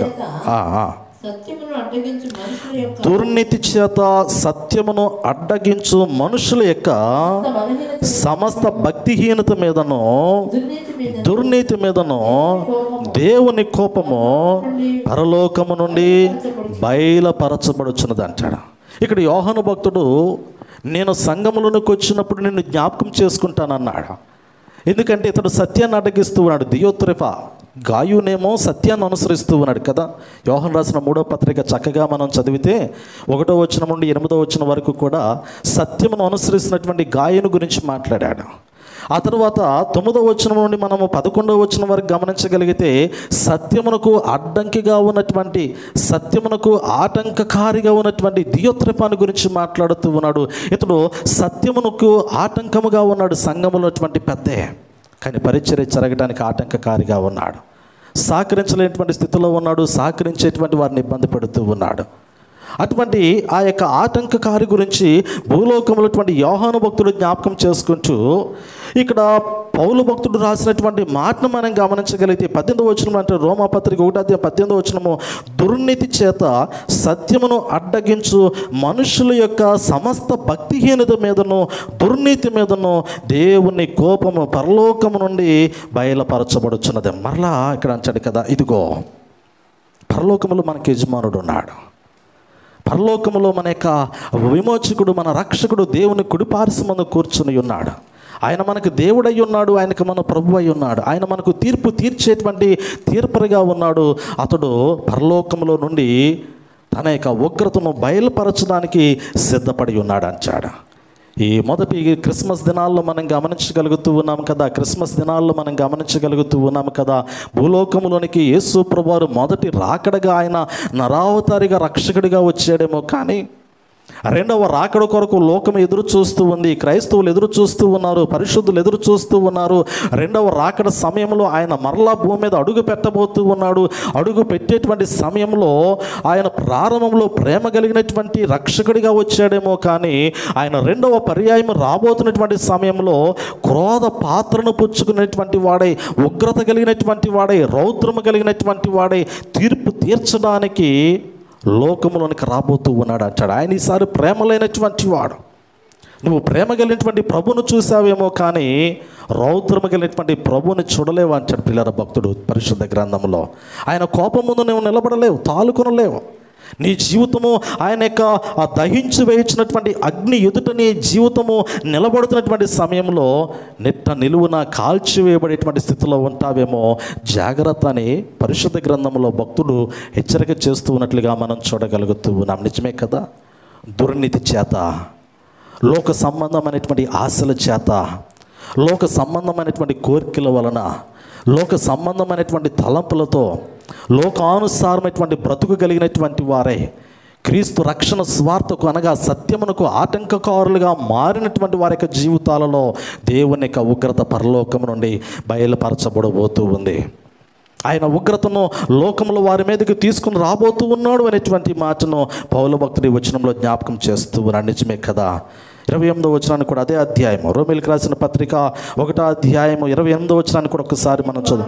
మరియు వారు తమ మనస్సులో దేవునికి చోటేయ నొల్లకపోయిరు కనుక చెయ్యరాని కార్యములు చేయుటకు దేవుడు భ్రష్ట మనస్సుకు వారిని అప్పగించినట్టు కదా. చాలమ్మా, మనసులో చోటుంటేనేమో దేవుడు ఒక ఉన్నతమైనటువంటి రీతిలో తన ఎదుట నిలబెట్టుకోవడానికి అవకాశం ఉంటుంది. నీ హృదయం ఈరోజు దేవునికి ఆలయంగా ఉందనుకోండి. 1 కొరింథీ పత్రిక 3వ అధ్యాయంలో జ్ఞాపకం చేసినటువంటి రీతిలో మానవుని యొక్క దేహము దేవునికి ఆలయముగా, మానవుని యొక్క దేహము దేవుడు ఎందుకు అప్పగించాడు అంటే అది పరిశుద్ధాత్మకు నిలయంగా ఇచ్చాడు. పరిశుద్ధాత్ముడు నివసించడానికి ఆ దేవుడు ఒక శ్రేష్టమైనటువంటి ఆలయంగా ఇచ్చాడు. 1 కొరింథీ పత్రిక 3:16-17 వచనంలో మీరు దేవుని ఆలయమై ఉన్నారనియు దేవుని ఆత్మ మీలో నివసించుచున్నాడనియు మీరు ఎరుగరా? ఎవడైనను దేవుని ఆలయము పాడు చేసిన యెడల దేవుడు వానిని పాడు చేయను. దేవుని ఆలయము పరిశుద్ధమై ఉన్నది, మీరు ఆ ఆలయమై ఉన్నారంటాడు కదా. మానవుని యొక్క దేహాన్ని దేవుడు ఎందుకు ఇచ్చాడు అంటే పరిశుద్ధాత్ముడు నివసించడానికి ఒక ఆలయంగా దేవుడు మానవుని యొక్క దేహాన్ని నిర్మాణం చేసి ఉన్నాడు. కానీ లోకములటువంటి మానవుడు తన దేహాన్ని దేనికి వాడుకుంటూ ఉన్నాడు అంటే పాపానికి అనుకూలంగా వాడుకుంటూ ఉన్నాడు. నీతికి కాదు, సత్యమునకు కాదు, యథార్థత కాదు.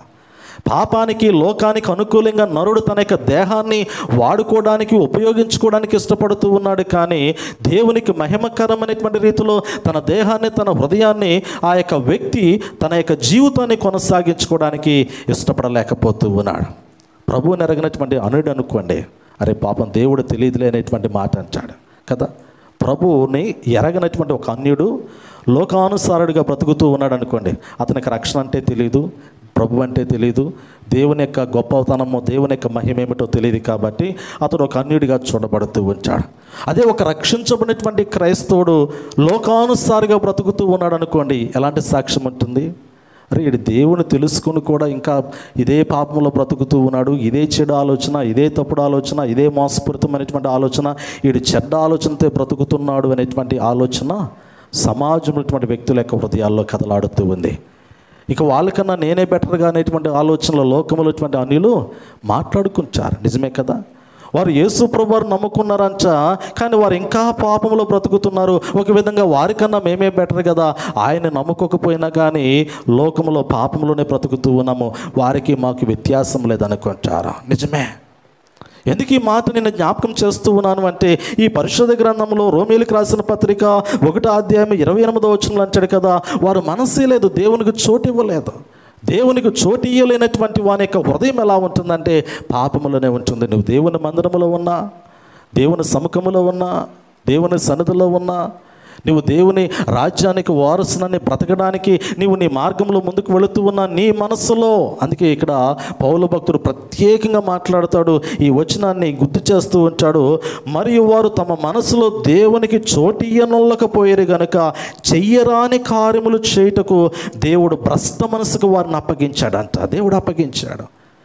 అదే హృదయంలో చోటు ఉన్నట్లయితే దేవుడు అప్పగించాడు. భ్రష్ట కార్యములకు ఆ అపవాది సంబంధమైనటువంటి క్రియలను అనుసరించేటువంటి స్థితిలోనికి దేవుడు అప్పగించాడు కదా. ఈరోజు మనం జ్ఞాపకం చేసుకుంటూ ఉన్నాం, దియోత్రెఫాన్ని జ్ఞాపకం చేసుకుంటూ ఉన్నాం. అతడు సంఘములో ప్రధానత్వము కోరుకున్నటువంటి వాడు, కానీ అతని యొక్క మనసులో దేవునికి చోటు ఇయ్యలేదు. అతని మనసులో దేవునికి చోటు ఇయ్యలేదు, కానీ అతడు ఎక్కడున్నాడు అంటే సంఘములో పెద్దగా ఉన్నాడు. అతడు సంఘంలో ఒక పెద్దగా ఉన్నాడు, సంఘంలో ఒక పరిచారకుడిగా ఉన్నాడు, కానీ అతని యొక్క మనసులో దేవునికి చోటు లేదు. కాబట్టి అతడు సంఘ అభివృద్ధికి ఆటంకకారిగా ఉన్నాడు, సంఘ పరిచర్యకి ఆటంకకారిగా ఉన్నాడు. మరి అతడు తన యొక్క మనస్సును దేవుని వాక్యానుసారంగా సత్యానికి అనుకూలంగా మరల్చుకోలేకపోయాడు. కాబట్టి ఆ సహకరిస్తున్నటువంటి వారిని కూడా ఈ ఆటంకపరిచేటువంటి స్థితిలో ఉన్నాడు, సంఘ అభివృద్ధికి దోహదపడలేకపోతూ ఉన్నాడు అనేటువంటి మాటను యోహాను భక్తుడు గుర్తు చేస్తూ ఉన్నాడు.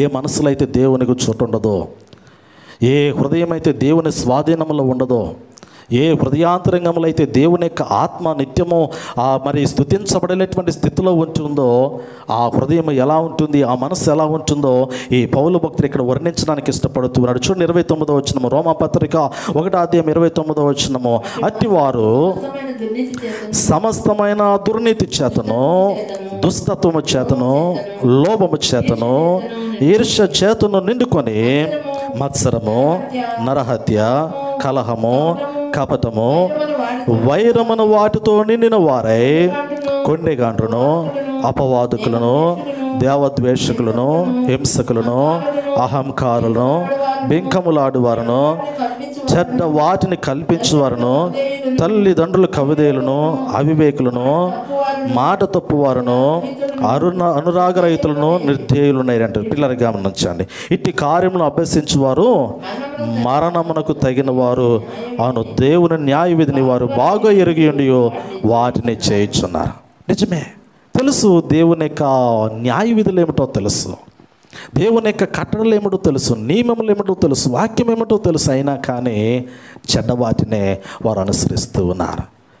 ప్రస్తుత దినాల్లో దియోత్రెఫా లాంటి వారు సంఘాలు అధికంగా ఉన్నారు పిల్లల. గాయు లాంటి వారి కన్నా దియోత్రెఫా లాంటి వారే అధికంగా కనపడుతూ ఉన్నారు. ఎందుకంటే మనసులో చోటు ఇవ్వలేనటువంటి వాడు దేవుని యొక్క సత్యమైనటువంటి మార్గంలో నడవలేనటువంటి వాడు, దేవుని యొక్క శ్రేష్టమైనటువంటి పరలోక రాజ్య సంబంధ జీవితాన్ని జీవించలేనటువంటి వాడు, దేవుని స్వరూపాన్ని తనలో చూచుకోలేనటువంటి వాడు దియోత్రెఫా లాంటి మనస్తత్వం కలిగినటువంటి వారు. అందుకే పౌలు భక్తుడు ఇటువంటి ఆలోచన విధానమును గురించి మాట్లాడుతూ ఉన్నాడు. ఇది చెడ్డ కార్యం అంటాడు. యోహాను భక్తుడు గుర్తు చేసినటువంటి మాటల్లోనే 3వ పత్రికలో ఉన్నటువంటి మాట 11వ వచనాన్ని గమనించగలిగితే, మూడవ పత్రిక 11వ వచనాన్ని గమనించగలిగితే, ప్రియుడా, యోహాను రాసిన 3వ పత్రిక 11వ వచనం, ప్రియుడా, చెడు కార్యమును కాక మంచి కార్యమును అనుసరించి నడుచుకునము. మేలు చేయవాడు దేవుని సంబంధి, కీడు చేయవాడు దేవుణ్ణి చూచినవాడు కాడంటాడు కదా. ఇద్దరు వ్యక్తులను గుర్తు చేస్తూనే వాళ్ళిద్దరిలో ఒకడు మేలు చేసేవాడు, ఇంకొకడు కీడు చేసేవాడు అంటాడు. గాయు అనబడినటువంటి వాడు మేలు చేస్తున్నటువంటి వాడు సంఘానికి మేలుకరంగా ఉన్నాడు, సావుకునికి మేలుకరంగా ఉన్నాడు, సమాజానికి మేలుకరంగా ఉన్నాడు. కాబట్టి అతడు మేలు చేయడానికి ఇష్టపడ్డాడు. కాబట్టి అతడు సంఘములో దేవుని సంబంధిగా కనపడుతూ ఉన్నాడు. రెండోది, దియోత్రెఫాని గమనించగలిగితే అతడు యోహాను భక్తుని కానీ పౌలు భక్తుని కానీ వారి యొక్క పరిచర్య ధర్మాన్ని అంగీకరించట్లేదు. అంత మాత్రమే కాదు, సంఘములో ఆధిపత్యాన్ని కోరుకుంటూ సంఘములో చీలికలు తీసుకుని వస్తూ సంఘములో ఉన్నటువంటి వారు ఎవరైతే ప్రేమ కలిగి ఉంచి ఉన్నారో వారికి ఆటంకకారిగా అతడు మారుతూ ఉన్నాడు. ఇతడు ఎవరి సంబంధం అంటే ఆ చెడు కార్యములు చేయించున్నటువంటి వాడు, అపవాది సంబంధిగా సంఘములో బ్రతుకుతున్నటువంటి వాడు కదా. మనందరికీ తెలుసు, గోధుమలు గురుగులు ఒకే పొలంలో ఉన్నాయి. రెండు పెరుగుతూ ఉన్నాయి. వ్యవసాయదారుడు వ్యవసాయం చేస్తూ ఉన్నాడు, పొలమును దున్నాడు, గోధుమలు నాటాడు.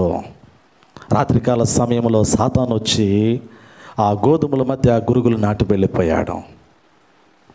ఆ యొక్క వ్యవసాయదారుడు అంటాడు కదా, ఆ యొక్క యజమానుడు అంటాడు కదా, తోటమాలు అంటాడు కదా, సావుకులు అంటారు కదా, పరిచారకులు అంటారు కదా, అయ్యా నువ్వు పొలాన్ని దున్నావు కదా, దున్నటువంటి పొలమును సాగు చేసి చక్కటి గోధుమలు నాటావు కదా, రాత్రికాల సమయంలో ఇదిగో నీ విరోధి వచ్చాడు, ఈ గోధుమల మధ్య గురుగులు నాటి వెళ్ళాడు, మరి ఈ సమయంలో వాటిని పెరికివేయమా అని పరిచారకులు ప్రభువుని అడుగుతూ ఉన్నటువంటి క్రమంలో ప్రభు అంటాడు కదా, వద్దు, నువ్వు గురుగులను పెరిగేటువంటి క్రమంలో పొరపాటున వాటితో పాటు గోధుమలు కూడా పెళ్ళగింపబడతాయేమో, గోధుమలకు కూడా హాని కలుగుతుందేమో, గోధుమల యొక్క జీవితంలో అవి రాలిపోయేటువంటి పరిస్థితి కలుగుతుందేమో. రెండింటినీ పెరగని ఒక సమయం ఉంది, యుగ సమాప్తి అనేటువంటి ఒక సమయం ఉంది, కోత కోసేటువంటి సమయం ఒకటి ఉంది. ఆ సమయంలో నేను కోత కొయ్యబోతూ ఉన్నాను, కోత కోసిన తర్వాత గోధుమలను గురుగులను వేరుపరచబోతూ ఉన్నాను అనేటువంటి మాటను దేవుడు జ్ఞాపకం చేసి ఆ రెండింటినీ కూడా పెరగనిమని జ్ఞాపకం చేస్తూ ఉన్నాడు. నిజమే కదా. పెరిగిన తర్వాత గోధుమలేమో శ్రేష్టమైనటువంటి కొట్లలో చేర్చబడుతూ ఉన్నాయి, గురుగులేమో అగ్నితో కాల్చివేయబడటానికి బయట పారవేయబడినట్లుగా వాక్యంలో చూడగలుగుతూ ఉన్నాం. ఈ పరిశుద్ధ గ్రంథంలో సంఘములటువంటి ఈ ఇతర వ్యక్తుల యొక్క వ్యక్తిత్వాన్ని గురించి ఆ యోహాను భక్తుడు మాట్లాడుతూ అంటాడు కదా, మంచి చేయించినటువంటి వాడు గాయి లాంటి వ్యక్తిత్వాన్ని కలిగి ఉంటాడు, అటువంటి మనస్సు కలిగినటువంటి వాడై ఉంటాడు.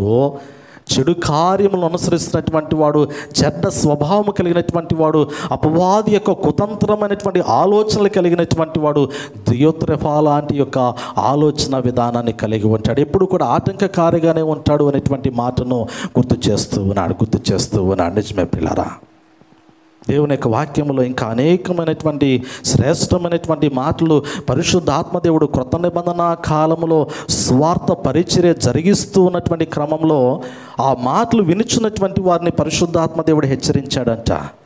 పరిశుద్ధాత్మదేవుడు ఆ యొక్క పరిశుద్ధమైనటువంటి శ్రేష్టమైనటువంటి జీవపు మాటల చేత గద్దించినటువంటి సందర్భాలు అనేకమైనటువంటివి కనపడుతూ ఉన్నాయి. ఫిలిప్పీలకు రాసిన పత్రికలో 3వ అధ్యాయాన్ని గమనించగలిగితే, ఫిలిప్పీలకు రాసిన పత్రిక 3వ అధ్యాయాన్ని గమనించగలిగితే 18వ వచనంలో పౌలు భక్తుడు అంటాడు, పిల్లరా 3వ అధ్యాయము 18వ వచనం. అనేకులు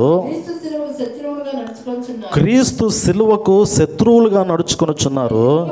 వీరిని గూర్చి మీతో అనేక పర్యాయములు చెప్పి ఇప్పుడును ఏడ్చుచు చెప్పుచున్నాను, నాశనమే వారి అంతము, వారి కడిపే వారి దేవుడు, వారు తాము సిగ్గుపడవలసిన సంగతులు యందు అతిశయపడుచున్నారు, భూ సంబంధమైన వాటి యందే మనస్సు నుంచుచున్నారు. పిల్లలు గమనించండి, ఆవేదనతో పలికినటువంటి మాట పౌలు భక్తుని యొక్క మాట.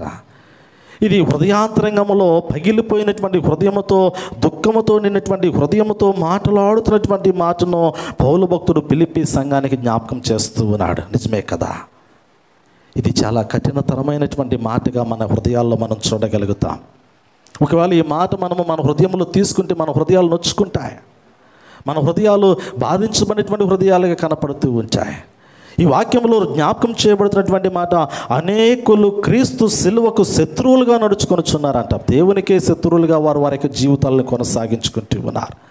ప్రభు వారికి విరోధమైనటువంటి మార్గంలో నడుస్తూ ఉన్నారు. వారు ఎవరికి విరోధులుగా మారిపోతూ ఉన్నారు అంటే వారు తెలియకనే వారు దేవునితో ఆ వైరంను పొందుకుంటూ ఉన్నారు, దేవునితో శత్రుత్వాన్ని పొందుకుంటూ ఉన్నారు. వారు తెలియకనే దేవునితో పోరాడేటువంటి స్థితిలోనికి వెళుతూ ఉన్నారు. వారు తెలియకనే దేవుని మీద తిరుగుబాటు చేస్తూ ఉన్నారు. నిజమే కదా, పౌలు భక్తుడు అంటాడు, భూలోకంలో ఉన్నటువంటి మమ్మలను చూచి మా మీద తిరుగుబాటు చేస్తున్నారేమో అని వాళ్ళు అనుకుంటూ ఉన్నారు. కానీ వారు తిరుగుబాటు దేవుని మీద సిలువ వేయబడినటువంటి క్రీస్తుకు వ్యతిరేకంగా వారు తిరుగుబాటు చేస్తూ ఉన్నారు. వారు అంతములో నిలబడబోతూ ఉన్నారు. వారి యొక్క జీవితము ఉగ్రత పాలు కాబోతుందనేటువంటి మాటను సంఘములో ఉన్నటువంటి ఇటువంటి మనస్తత్వం కలిగినటువంటి వారిని హెచ్చరించినట్లుగా మనం చూడగలుగుతూ ఉన్నాం. దియోత్రెఫా ఇటువంటి వ్యక్తిత్వం కలిగినటువంటి వాడు. దియోత్రెఫా ఇటువంటి మనస్తత్వం కలిగినటువంటి వాడు. దియోత్రెఫా ఎవరికి వ్యతిరేకంగా నిలబడ్డాడు అంటే సంఘంలో క్రీస్తుకు వ్యతిరేకంగా నిలబడి, క్రీస్తు రక్షణ స్వార్థకు వ్యతిరేకంగా ఒక అడ్డుగోడగా నిలబడి పోరాడేటువంటి స్థితిలో దియోత్రెఫా ఉన్నట్లుగా దేవుని యొక్క వాక్యంలో మనం చూడగలుగుతూ ఉన్నాం. కానీ ఒకానొక సమయంలో ఇటువంటి స్వభావాన్ని అతడు పొందుకోవలసినటువంటి పరిస్థితి కనపడుతుంది. కారణం ఏమిటంటే భూ సంబంధమైన వాటి యందే మనస్సు నుంచుచున్నారు. ఈరోజు మన మనస్సు, మన హృదయము, మన ఆలోచన ఒకవేళ ఈ భూ సంబంధమైనది ఉన్నట్లయితే మన పరిస్థితి కూడా రాబోతున్నటువంటి దినాల్లో దేవుని ఎదుట నిలబడేటువంటి సమయంలో పౌలు భక్తుడు అంటాడు కదా, మనము కూడా క్రీస్తు సిలువకు విరోధులుగా నడుచుకునేటువంటి వారమే. ఆనాటి క్రైస్తవులుగా మాత్రమే కాదు కానీ నేటి దినాలటువంటి క్రైస్తవులకు కూడా ఈ వాక్యం వర్తిస్తుంది. మనం అనుకోవచ్చు, ఇది నాకు కాదు, ఇది మన సంఘానికి కాదు, ఇది ప్రస్తుత దినాలటువంటి సంఘాలకి కాదు, ఇది ప్రస్తుత దినాలటువంటి క్రైస్తవ లోకానికి కాదు, ఇది ఆనాడు పౌలు భక్తుడు ఆనాటి ఫిలిప్పీ సంఘానికి జ్ఞాపకం చేసి రాసిన మాట, ఇది మనకి సంబంధం లేని మట్టనే ఆలోచన కలిగినటువంటి వాడు వెర్రివాడే. అలాంటి పరిస్థితుల పరిశుద్ధ గ్రంథంలో ఈ యొక్క వాక్యాన్ని దేవుడు పొందుపరిచేటువంటి వాడు కాదు. నిజమే పిల్లరా, దేవుని యొక్క ఉగ్రత భూలోకంలోనికి రాబోతున్నటువంటి సమయంలో ప్రతి క్రైస్తవుడు కూడా వారి యొక్క హృదయాలను పరిశీలన చేసుకోవాలి. అందుకే అంటాడు కీర్తనాకారుడైనటువంటి దావీదు మహారాజు, కీడు చేయటం అని మేలు చేయము, అప్పుడు నీవు ఆ నిత్యము నిలుచుదు అనేటువంటి మాట గుర్తు చేస్తాడు. మేలు చేయాలా. మేలు చేసేటువంటి వాడు దేవుని సంబంధి, కీడు చేసేటువంటి వాడు అపవాది సంబంధి. ఈరోజు నీ వలన 10 మందికి మేలు జరుగుతుందంటే దేవుడు నిన్ను దీవించబోతూ ఉంటాడు. అది నీ వలన 10 మందికి ఇబ్బంది కలిగింది, ఆటంకం కలిగింది, కీడు కలుగుతుందంటే ఇదిగో నువ్వు అపవాది బిడ్డగా దేవునికి వ్యతిరేకంగా పోరాడుతున్నావు అనేటువంటి సంగతిని గుర్తు చేస్తూ ఉన్నాడు. అది రేపటి దినమున నిన్ను మరణంలో ఉంచబోతూ ఉందా అంటాడు. కీడు మన జీవితాల్లో, కీడు అనేటువంటి ఆలోచన, కీడు చేసేటువంటి వ్యక్తిత్వమే కలిగినటువంటి వాని యొక్క ఆలోచన అతన్ని మరణంలో నిలబెట్టబోతూ ఉన్నట్లుగా మనం చూడగలుగుతూ ఉన్నాం. 3వ వ్యక్తిని గుర్తు చేసుకుందాం. చివరిగా 2 వ్యక్తులు మీకు గుర్తు చేశాను. గాయి యొక్క వ్యక్తిత్వం ఏమిటి చెప్పాలా? గాయి యొక్క వ్యక్తిత్వము సత్యమును అనుసరించేటువంటి వాడు, సావకులను ప్రేమించేటువంటి వాడు, సంఘమునకు ఆతిథ్యం ఇచ్చినటువంటి వాడు, ప్రేమ కలిగినటువంటి వాడు, పరిచర్యకు సహకరించినటువంటి వాడు. అతని ద్వారా అనేకమైనటువంటి ఆ ద్వారములు, అనేకమైనటువంటి ప్రాంతాల్లో పరిచర్యలో అతను ఒక పాలు భాగస్థుడిగా ఉన్నటువంటి వ్యక్తిత్వాన్ని పౌలు భక్తుని యొక్క స్థితిగతుల్లో మనం గమనించగలిగాం.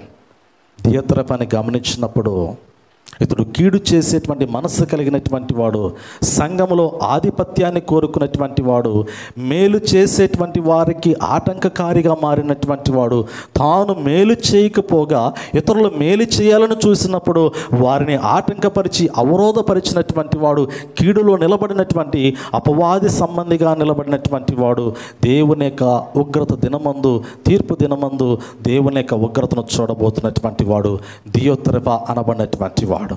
మూడో వ్యక్తిని గమనిద్దాం పిల్లరా. చూడండి త్వరగా మనము ఈ మూడో వ్యక్తిని కూడా మనము జ్ఞాపకం చేసుకుందాం. 12వ వచనం యోహాను రాసిన 3వ పత్రిక 12వ వచనం.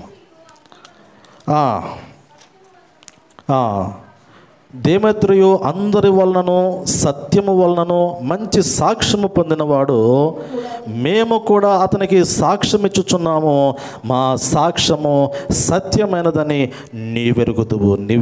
పిల్లల చక్కటి మాట. ఈ ఒక్క మాటే యోహాను భక్తుడు దేమేత్రియ అనబడినటువంటి ఈ యొక్క సత్య సంబంధి అయినటువంటి సాక్షిని గురించి మాట్లాడుతూ ఉంటాడు. సత్య సంబంధి అయినటువంటి వాడు ప్రభు, ఆయన సత్యము కలిగినటువంటి వాడు, సత్యాన్వేషణ అన్వేషించేటువంటి వానికి మంచి సాక్ష్యమును అనుగ్రహించేటువంటి వాడు పరిశుద్ధాత్మదేవుడు. ఈ పరిశుద్ధాత్మదేవుడు యోహాను భక్తుని ద్వారా జ్ఞాపకం చేసినటువంటి మాట ఏమిటంటే, దేమేత్రియ అందరి వలనను సత్యము వలన మంచి సాక్ష్యము పొందినటువంటి వాడు అనే మాటను జ్ఞాపకం చేస్తూ ఉన్నాడు. దేమేత్రియ ఎవరో తెలుసా? ఎక్కడ కనపడతాడో తెలుసా? పౌలు భక్తుని యొక్క మూడవ మిషనరీ ప్రయాణంలో కనపడతాడు. పౌలు భక్తుడు 3వ మిషనరీ ప్రయాణంలో ఎఫెసీ పట్టణంలోనికి వచ్చినప్పుడు, ఇందాక మనం గాయి గురించి చదివాం, ఆ పైవాక్యాలు మనం గమనించగలిగితే ఒక కంసాల వృత్తికి చెందినటువంటి వాడు ఈ దేమేత్రియ అనబడినటువంటి వ్యక్తి. ఇతడు ఒక విగ్రహారాధికుడు, విగ్రహములు చేసి బ్రతుకుతున్నటువంటి వాడు, విగ్రహములను చేస్తూ వాటిని ఆధారం చేసుకుని బ్రతుకుతున్నటువంటి వాడు దేమేత్రియ అనబడినటువంటి ఒక కంసాలికుడు. పౌలు భక్తుడు ఎఫెసీ పట్టణంలోనికి వెళ్ళి సువార్తను ప్రకటించేటువంటి క్రమంలో పౌలు భక్తునికి మొట్టమొదటి విరోధిగా నిలబడినటువంటి వాడు ఇతడే. పౌలు భక్తుని యొక్క సువార్త పరిచర్ను అడ్డుకోవడానికి శతవిధాల ప్రయత్నము చేసినటువంటి వాడు ఈ దేమేత్రియ అనబడినటువంటి వ్యక్తే. ఇతడు మొట్టమొదటిగా అనేక మంది జన సమూహాన్ని పోగు చేసి అతని యొక్క వ్యాపారమునకు నష్టము కలుగుతుందనేటువంటి ఒక ఆలోచన. దేమేత్రియ కంసాలిగా ఉన్నటువంటి వాడు. మనం గమనించగలిగితే విగ్రహములు చేసి వాటి ద్వారా లాభ ప్రాప్తి నొందుతున్నటువంటి వాడు. అతనికి నష్టము వస్తూ ఉన్నటువంటి క్రమంలో మరి ఈ యొక్క దేమేత్రియ తీసుకున్నటువంటి ఆలోచన, అతడు కలిగినటువంటి విధానము, అతని యొక్క ఆలోచన విధానములో అతడు మరలా దేవుని తట్టు తిరిగినటువంటి సంగతిని అపోస్తల కార్యముల గ్రంథము 19వ అధ్యాయంలో ఒక్కసారి మనం పరిశీలన చేద్దాం. పిల్లలు గమనించండి, ఒక వ్యక్తి మారితే ఎలా ఉంటాడో, నిజంగా ఒక వ్యక్తి యొక్క హృదయాంతరంగంలో రక్షణ కలిగితే, మారు మనస్సు కలిగితే ఆ వ్యక్తి యొక్క జీవితం ఎలా ఉంటుందో ఈ దేమేత్రియనే నిజమైనటువంటి సాక్షి. ప్రియులారా, నేను ఇప్పుడు అతని గురించి నేను మీకు జ్ఞాపకం చేయడానికి ఇష్టపడుతున్నాను. చూడండి, అపోస్తల కార్యముల గ్రంథము 19వ అధ్యాయము 24వ వచనాన్ని మనము 23-24 వచనాన్ని చదువు. ఆ కాలమందు క్రీస్తు మార్గమును గురించి చాలా అల్లరి కలిగను. చదవండి అమ్మా. ఏలగనగా దేమేత్రియును ఒక కంసాలి అర్తెమీదేవికి వెండి గుళ్ళను చేయించడం వలన ఆ పని వారికి మిగుల లాభము కలగ చేయుచుండెను. అతడు వారిని అట్టి పని చేయు ఇతరులను గుంపు కూర్చి, అయ్యలారా, ఈ పని వలన మనకు జీవనము బహుగా జరుగుతున్నదని మీకు తెలియను. అయితే చేతులతో చేయబడినవి దేవతలు కావని ఈ పౌలు చెప్పి ఎఫెసులో మాత్రమే కాదు దాదాపు ఆసియా అంతటా బహుజనమును ఒప్పించి త్రిప్పివేయి ఉన్న సంగతి మీరు చూచియు వినియు ఉన్నారంటాడు కదా. చాలమ్మా చదువుదాం. చూడండి, గమనించండి. దేమేత్రియ అనబడినటువంటి ఈ వ్యక్తి యొక్క మారు మనసు పొందక మునుపు, ఒక విధంగా యేసు ప్రభువారు ఇతని యొక్క హృదయంలో స్థానము పొందుకొనటానికి మునుపు, ఇతడు రక్షకుడిగా తన యొక్క జీవితాన్ని జీవపు మార్గంలో నడిపించుకోవడానికి మునుపు ఈ వ్యక్తి యొక్క ఆలోచన ఎలా ఉందంటే, పౌలు భక్తుడు ఎఫెసీ పట్టణంలోను మరి ఫిలిప్పీ పట్టణంలోను ఆసియా అంతటా కూడా రక్షణ స్వార్థను ప్రకటించేటువంటి సమయంలో జీవము లేనటువంటి వట్టి విగ్రహములను గురించి మాట్లాడుతూ ఉన్నాడు. ఆ విగ్రహములు జీవము లేవు.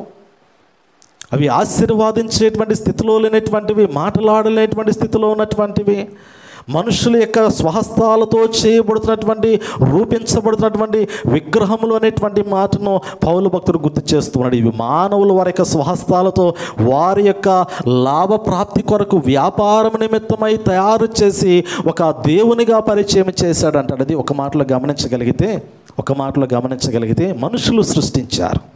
ఎందుకు సృష్టించారు అంటే వ్యాపారం నిమిత్తమై, లాభప్రాప్తి నిమిత్తమై సృష్టించారు. ఒక విగ్రహాన్ని వారు తయారు చేశారు కదా. పరిశుద్ధ గ్రంథంలో మోషే భక్తుడు సీనాయి పర్వతం మీదకి వెళ్ళి దేవునితో మాట్లాడి 40 దినములు ఉండి శాసనములు తీసుకుని క్రిందకు వచ్చేటువంటి క్రమంలో ఇశ్రాయేలు ప్రజలు మమ్మల్ని నడిపించేటువంటి నాయకుడు మా మధ్యలో నుండి వెళ్ళిపోయాడు, 40 రోజులైనా ఇంకా దిగి రాలేదు కాబట్టి సీనాయి పర్వతం మీదే మరణించుంటాడేమో, లేదా ఎక్కడికైనా కొనిపోబడి ఉంటాడేమో, ఎక్కడికి వెళ్ళాడో తెలియదు కాబట్టి ఇప్పుడు మనల్ని నడిపించేటువంటి నాయకుడిని మనము ఒక దేవుణ్ణి మనము తయారు చేసుకుందామని వారి యొద్ద ఉన్నటువంటి బంగారం అంతటినీ కూడా మరి ఆ ఒక మంటను వేసి, ఒక మోసతో కాలుచున్నటువంటి అగ్నితో ఉన్నటువంటి దానిలో బంగారమును వేసి ఒక ప్రతిమను తయారు చేస్తారు, ఒక దూడను తయారు చేస్తారు. దానిలో ఒక రూపం అనేది తయారు చేయబడింది. వారు దానికి దేవుడు అనే పేరు పెట్టారు. వారందరికీ వారే ఒక రూపాన్ని తయారు చేసుకొని ఆ రూపమునకు వారు దేవుడు అనేటువంటి పేరు పెట్టి దాన్ని ఆరాధించడం ప్రారంభించారు, దాన్ని అనుసరించడం ప్రారంభించారు. ఎఫెసీ పట్టణంలో మనం గమనించగలిగితే ఈ కంసాలి అయినటువంటి మరి దేమత్రయి అనబడినటువంటి ఈ వ్యక్తి అంటాడు కదా, మనము వెండి చేత బొమ్మలు తయారు చేస్తూ ఉన్నాము కదా, బొమ్మలు తయారు చేసి అమ్ముతూ ఉండగా మనకి చాలా లాభం వస్తూ ఉన్నది కదా, ఈ బొమ్మలను అందరూ పూజిస్తూ ఉన్నారు కదా, దేవతగా కొనియాడుతూ ఉన్నారు కదా.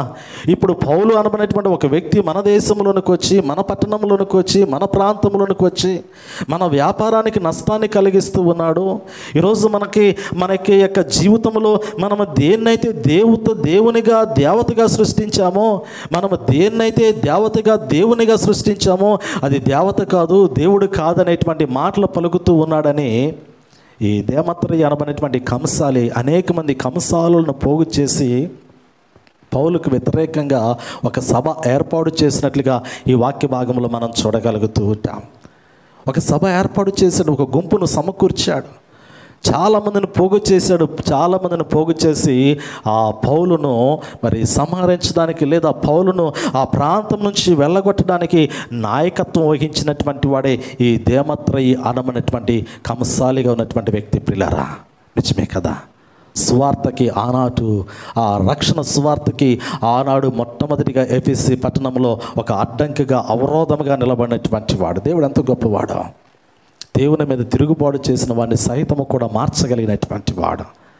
చాలా కఠినమైనటువంటి హృదయాలు మార్చబడుతూ ఉన్నాయేమో, రాతి హృదయాలు సైతము మార్చబడుతూ ఉన్నాయేమో, కానీ ప్రస్తుత దినాల్లో కొంచెము కఠినమైనటువంటి హృదయాలు మారటం అనేది కష్టంగా మారుతూ ఉంది.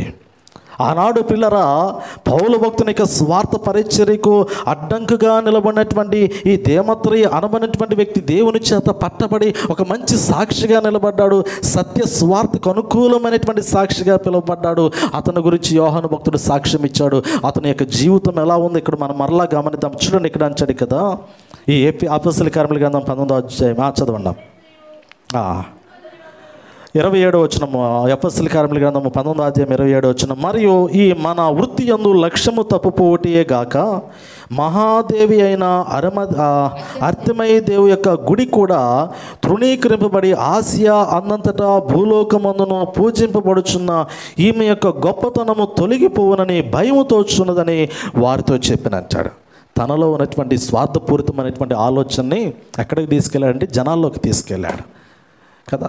ప్రస్తుత దినాల్లో ఉన్నటువంటి పరిస్థితులు ఇటువంటివే. ఎక్కడో ఒక వ్యక్తి యొక్క హృదయాంతరంగంలో చెడు ఆలోచన పుడితే చాలు, ఆ ఆలోచన 10 మందికి అంటిస్తాడనమాట. 10 మంది హృదయాల్లో చొచ్చేటట్లుగా ఆ యొక్క ఆలోచన చేస్తాడు, 10 మందిని రెచ్చగొడతాడు, 10 మంది యొక్క హృదయాలను రెచ్చగొట్టి ఆ వ్యతిరేకంగా ఒక గుంపు సమూహంగా తీసుకుని వస్తాడు. కేవలం నాకు మాత్రమే నష్టం అనుకుంటూ ఉన్నారా? నేను ఏదో కంసాలి వృత్తిలో ఉన్నాను కాబట్టి నేను ఒక్కడినే నష్టపోతాను అనుకుంటూ ఉన్నారా? కాదు, మీరు నష్టపోతారు. నేను ఈ బొమ్మ తయారు చేయకపోతే మీరు ఎవరిని పూజిస్తారు? మీరు పూజించాలంటే ఏదో ఒకటి కావాలి కదా. మరి ఎవరిని మీరు ఆరాధించగలుగుతారు? మీరు ఆరాధించడానికి నేను ఏదో ఒక రూపాన్ని తయారు చేస్తేనే కదా మీరు ఆరాధించేది. నేను చేయకపోతే మీకు దేవుడు ఎక్కడి నుంచి వస్తాడు? నేను తయారు చేయకపోతే మీకు దేవత ఎక్కడి నుంచి వస్తుంది? నిజమే పిల్లరా, జనాన్ని రెచ్చగొట్టాడు. ఆనాడు తినటువంటి సమూహాన్ని రెచ్చగొట్టాడు. ఆ రెచ్చగొట్టి ఒక గుంపుగా పోగు చేశాడు.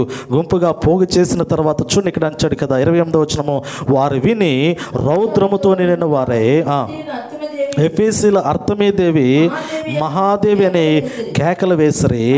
పట్టణము బహుగలిబిలిగా ఉండెను. మరియు వారు పౌలుతో ప్రయాణమే వచ్చిన మాసిదోనియా వారైన గాయును అరిస్తరుకును పట్టుకుని దొమ్మిగా నాటకశాలలో చొరబడి. ఇందాక ఈ వాక్యాన్ని చదివాం కదా. యోహాను రాసిన 3వ పత్రికలో మొదటి వ్యక్తిని మనం ఇక్కడ గమనించాము. సత్యసాక్షి అనేటువంటి ఆ గాయి మనకు కనపడ్డాడు. అతన్ని పట్టుకోవడానికి కూడా ప్రధానమైనటువంటి సూత్రధారి పాత్రధారి దేమత్రయే. జనాన్ని పోగు చేశాడు, రెచ్చగొట్టాడు. ఆ దుమ్ముగా నాటకశాలలోనికి వీళ్ళిద్దరిని పట్టుకుని పోయారు. ఆ తర్వాత వాక్యము పెద్దల ఎదుట నిలబడినప్పుడు, అక్కడ ఉన్నటువంటి యూదుల యొక్క సమూహం ఎదుట పౌలు భక్తులు నిలబడినప్పుడు జరిగినటువంటి సంభాషణ ఈ 36వ వచనాన్ని మనం గమనిద్దాం. 35 అంతటా కరుణము సమూహమును సముదాయించి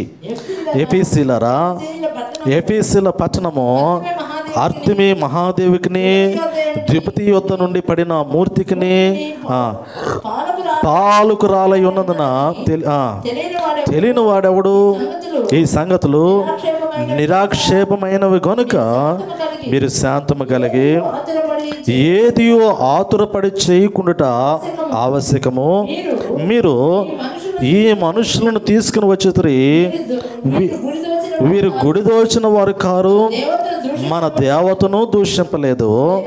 దేమేత్రికిని అతనితో కూడానున్న కంసాలులకును ఎవని మీదనైనా వ్యవహారం ఏదైనా ఉన్న ఎడల న్యాయ సభలు జరుగుతున్నవి, అధిపతులు ఉన్నారు కనుక వారు ఒకరితో ఒకరు వ్యాజ్యమాడడం వచ్చిన పిల్లలు గమనించండి.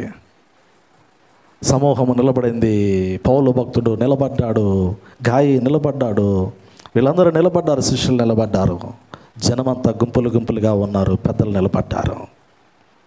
వారి వల్ల నష్టమేమి కలగలేదే. నువ్వు నిజంగా మరి అర్తిమీదేవి శిష్యుడివే అయితే నీ మనసు అలాగే ఉండాలి కదా. ఎవరో ఏదో వచ్చి చెప్పారని నువ్వు మనసు మార్చుకునేటువంటి అంత బలహీనమైనటువంటిది కాదు కదా. ప్రస్తుత దినాల్లో జరుగుతున్నటువంటి పరిచర్య ఇదే. చాలా సులువుగా చాలామంది మారిపోతూ ఉన్నారు అనేటువంటి ప్రచారము, దేవుణ్ణి అన్య దేవుళ్ళు నమ్ముతున్నారు అనేటువంటి ప్రచారము. ఆనాడే యొక్క ప్రశ్న ఉత్పన్నమైంది ఇక్కడ. ఆనాడే యొక్క ప్రశ్న ఉత్పన్నమైనటువంటి సంగతిలో దాని జవాబు కూడా ఇక్కడే ఆ నాయకుడు ఇస్తున్నటువంటి సందర్భాన్ని మనం గమనించగలుగుతూ ఉన్నాం. ఈ సంగతులు నిరాక్షేపమైనవి గనుక మీరు శాంతము కలిగి ఏదియో ఆతురపడి చేయకుండా ఆవశ్యకము. అందుకంటే పై వచనం అంటాడు కదా, ఎఫెసీల పట్టణము అర్తిమి మహాదేవికిని ద్విపతి యొద్ద నుండి పడిన మూర్తికి పాలుకురాలై ఉన్నదని తెలియని వాడెవడు ఈ సంగతులు నిరాక్షేపమైనవి అంటాడు. నేరం మోపబడింది కానీ నిరాధారమైనటువంటి నేరారోపణ.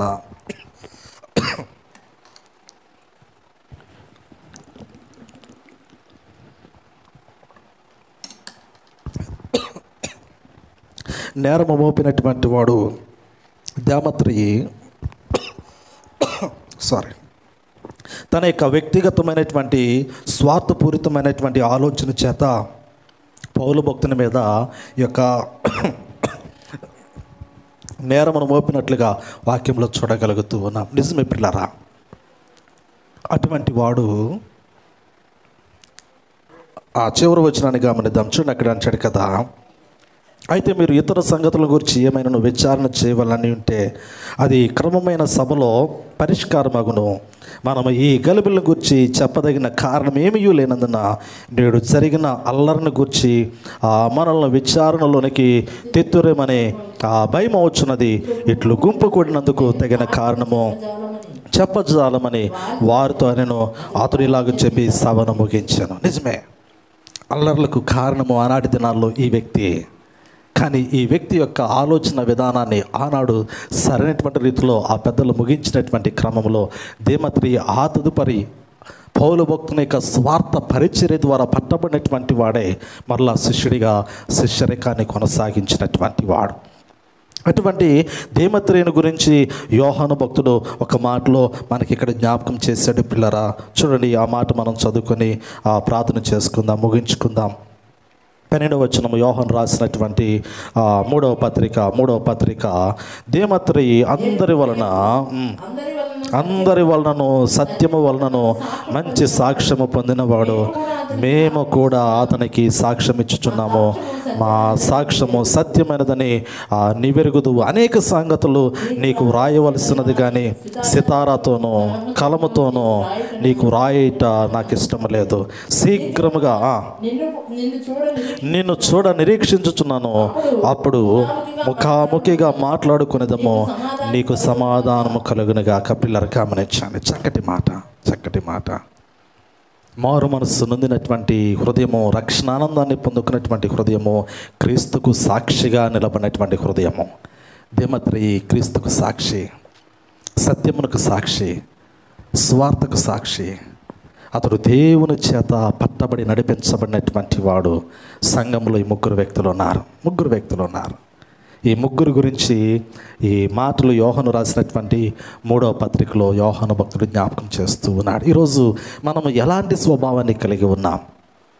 గాయి లాంటి మంచి పరిచారకుని యొక్క స్వభావాన్ని కలిగి ఉన్నామా? లేదా దేమత్రేయ లాంటి ఆ ప్రారంభంలో క్రీస్తుకు దూరంగా ఉన్నప్పటికీ కూడా రక్షించబడినటువంటి క్రైస్తవుడిగా క్రీస్తుకు మంచి సాక్షిగా ఉన్నామా? లేదా దియోత్రెఫా లాంటి ఆ క్రీస్తు విరోధిగా మనం కనపడుతూ ఉన్నామా? దియోత్రెఫా సంఘములో ఉన్నటువంటి వాడే ప్రధానత్వము కోరుకుని ఆటంకకారిగా ఉన్నటువంటి వాడు, పరిచర్యకు అవరోధము కలిగించినటువంటి వాడు. దియోత్రెఫా అపవాది సంబంధిగా ఎంచబడినటువంటి వాడు, చెడ్డ కార్యములు జరిగించినటువంటి వాడు. ఒకవేళ దియోత్రెఫా లాంటి వ్యక్తిత్వాన్ని కలిగి ఉన్నామా? ప్రభు పరలోకం నుండి సమస్తాన్ని చూస్తున్నటువంటి వాడు. ఒకవేళ ప్రభువుకి విరుద్ధమైనటువంటి ఆలోచన విధానం ఉంటే దాన్ని విడిచిపెట్టుకోమని పరిశుద్ధాత్మదేవుడు హెచ్చరిక చేస్తూ ఉన్నాడు. పిల్లరా, మనమందరము కూడా ఒకసారి మనల్ని మనమే పరిశీలన చేసుకుందాం. సంఘంలో సంఘ అభివృద్ధి కొరకు గాయి లాంటి ఒక శ్రేష్టమైనటువంటి పరిచారకులుగా పరిచర్య ధర్మము జరిగించేటువంటి వారిగా ఉండటానికి ప్రయత్నం చేద్దాం. దేమత్రేయ లాంటి మంచి క్రీస్తును కలిగినటువంటి సాక్షిగా, సత్యమునకు సాక్షిగా ఎలా తన జీవితాన్ని ముందుకు కొనసాగించాడో అలాంటి జీవితాన్ని జీవించడానికి మనము ప్రయత్నము చేద్దాం. పరిశుద్ధాత్మదేవుడు మనతో మాట్లాడుతూ ఉండగా మన హృదయాలను దేవునికి మహిమకరంగా నడిపించుకుందాం. ప్రార్థన చేసుకుందాం. తలలు వంచండి, ప్రార్థన చేసుకుందాం. సర్వకృపానిధిగా మా ప్రియ పరలోకపు తండ్రి, మీ ఘనమైన నామమునకు స్తుతులు చెల్లిస్తూ ఉన్నాం. పరిశుద్ధ దినమందునైన యోహాను రాసినటువంటి 3వ పత్రికలో ఉన్నటువంటి సారాంశమును ప్రభువా మేము ధ్యానించుకోవడానికి మీరు ఇచ్చిన కృపను బట్టి మిమ్మల్ని స్తుతిస్తూ ఉన్నాను.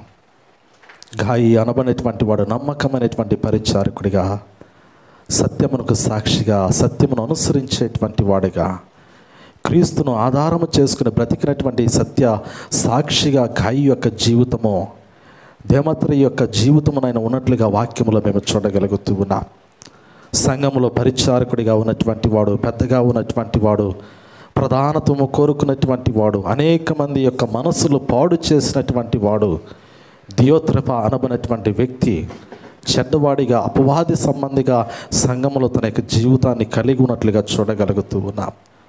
ఇదిగోనైనా సమస్తాన్ని చూసినటువంటి దేవుడు మీరని వాక్యంలో జ్ఞాపకం చేస్తూ ఉన్నారు. సత్యమును అనుసరించేటువంటి వారిని ప్రేమించేటువంటి వాడిగా మీరు ఉన్నారయ్యా.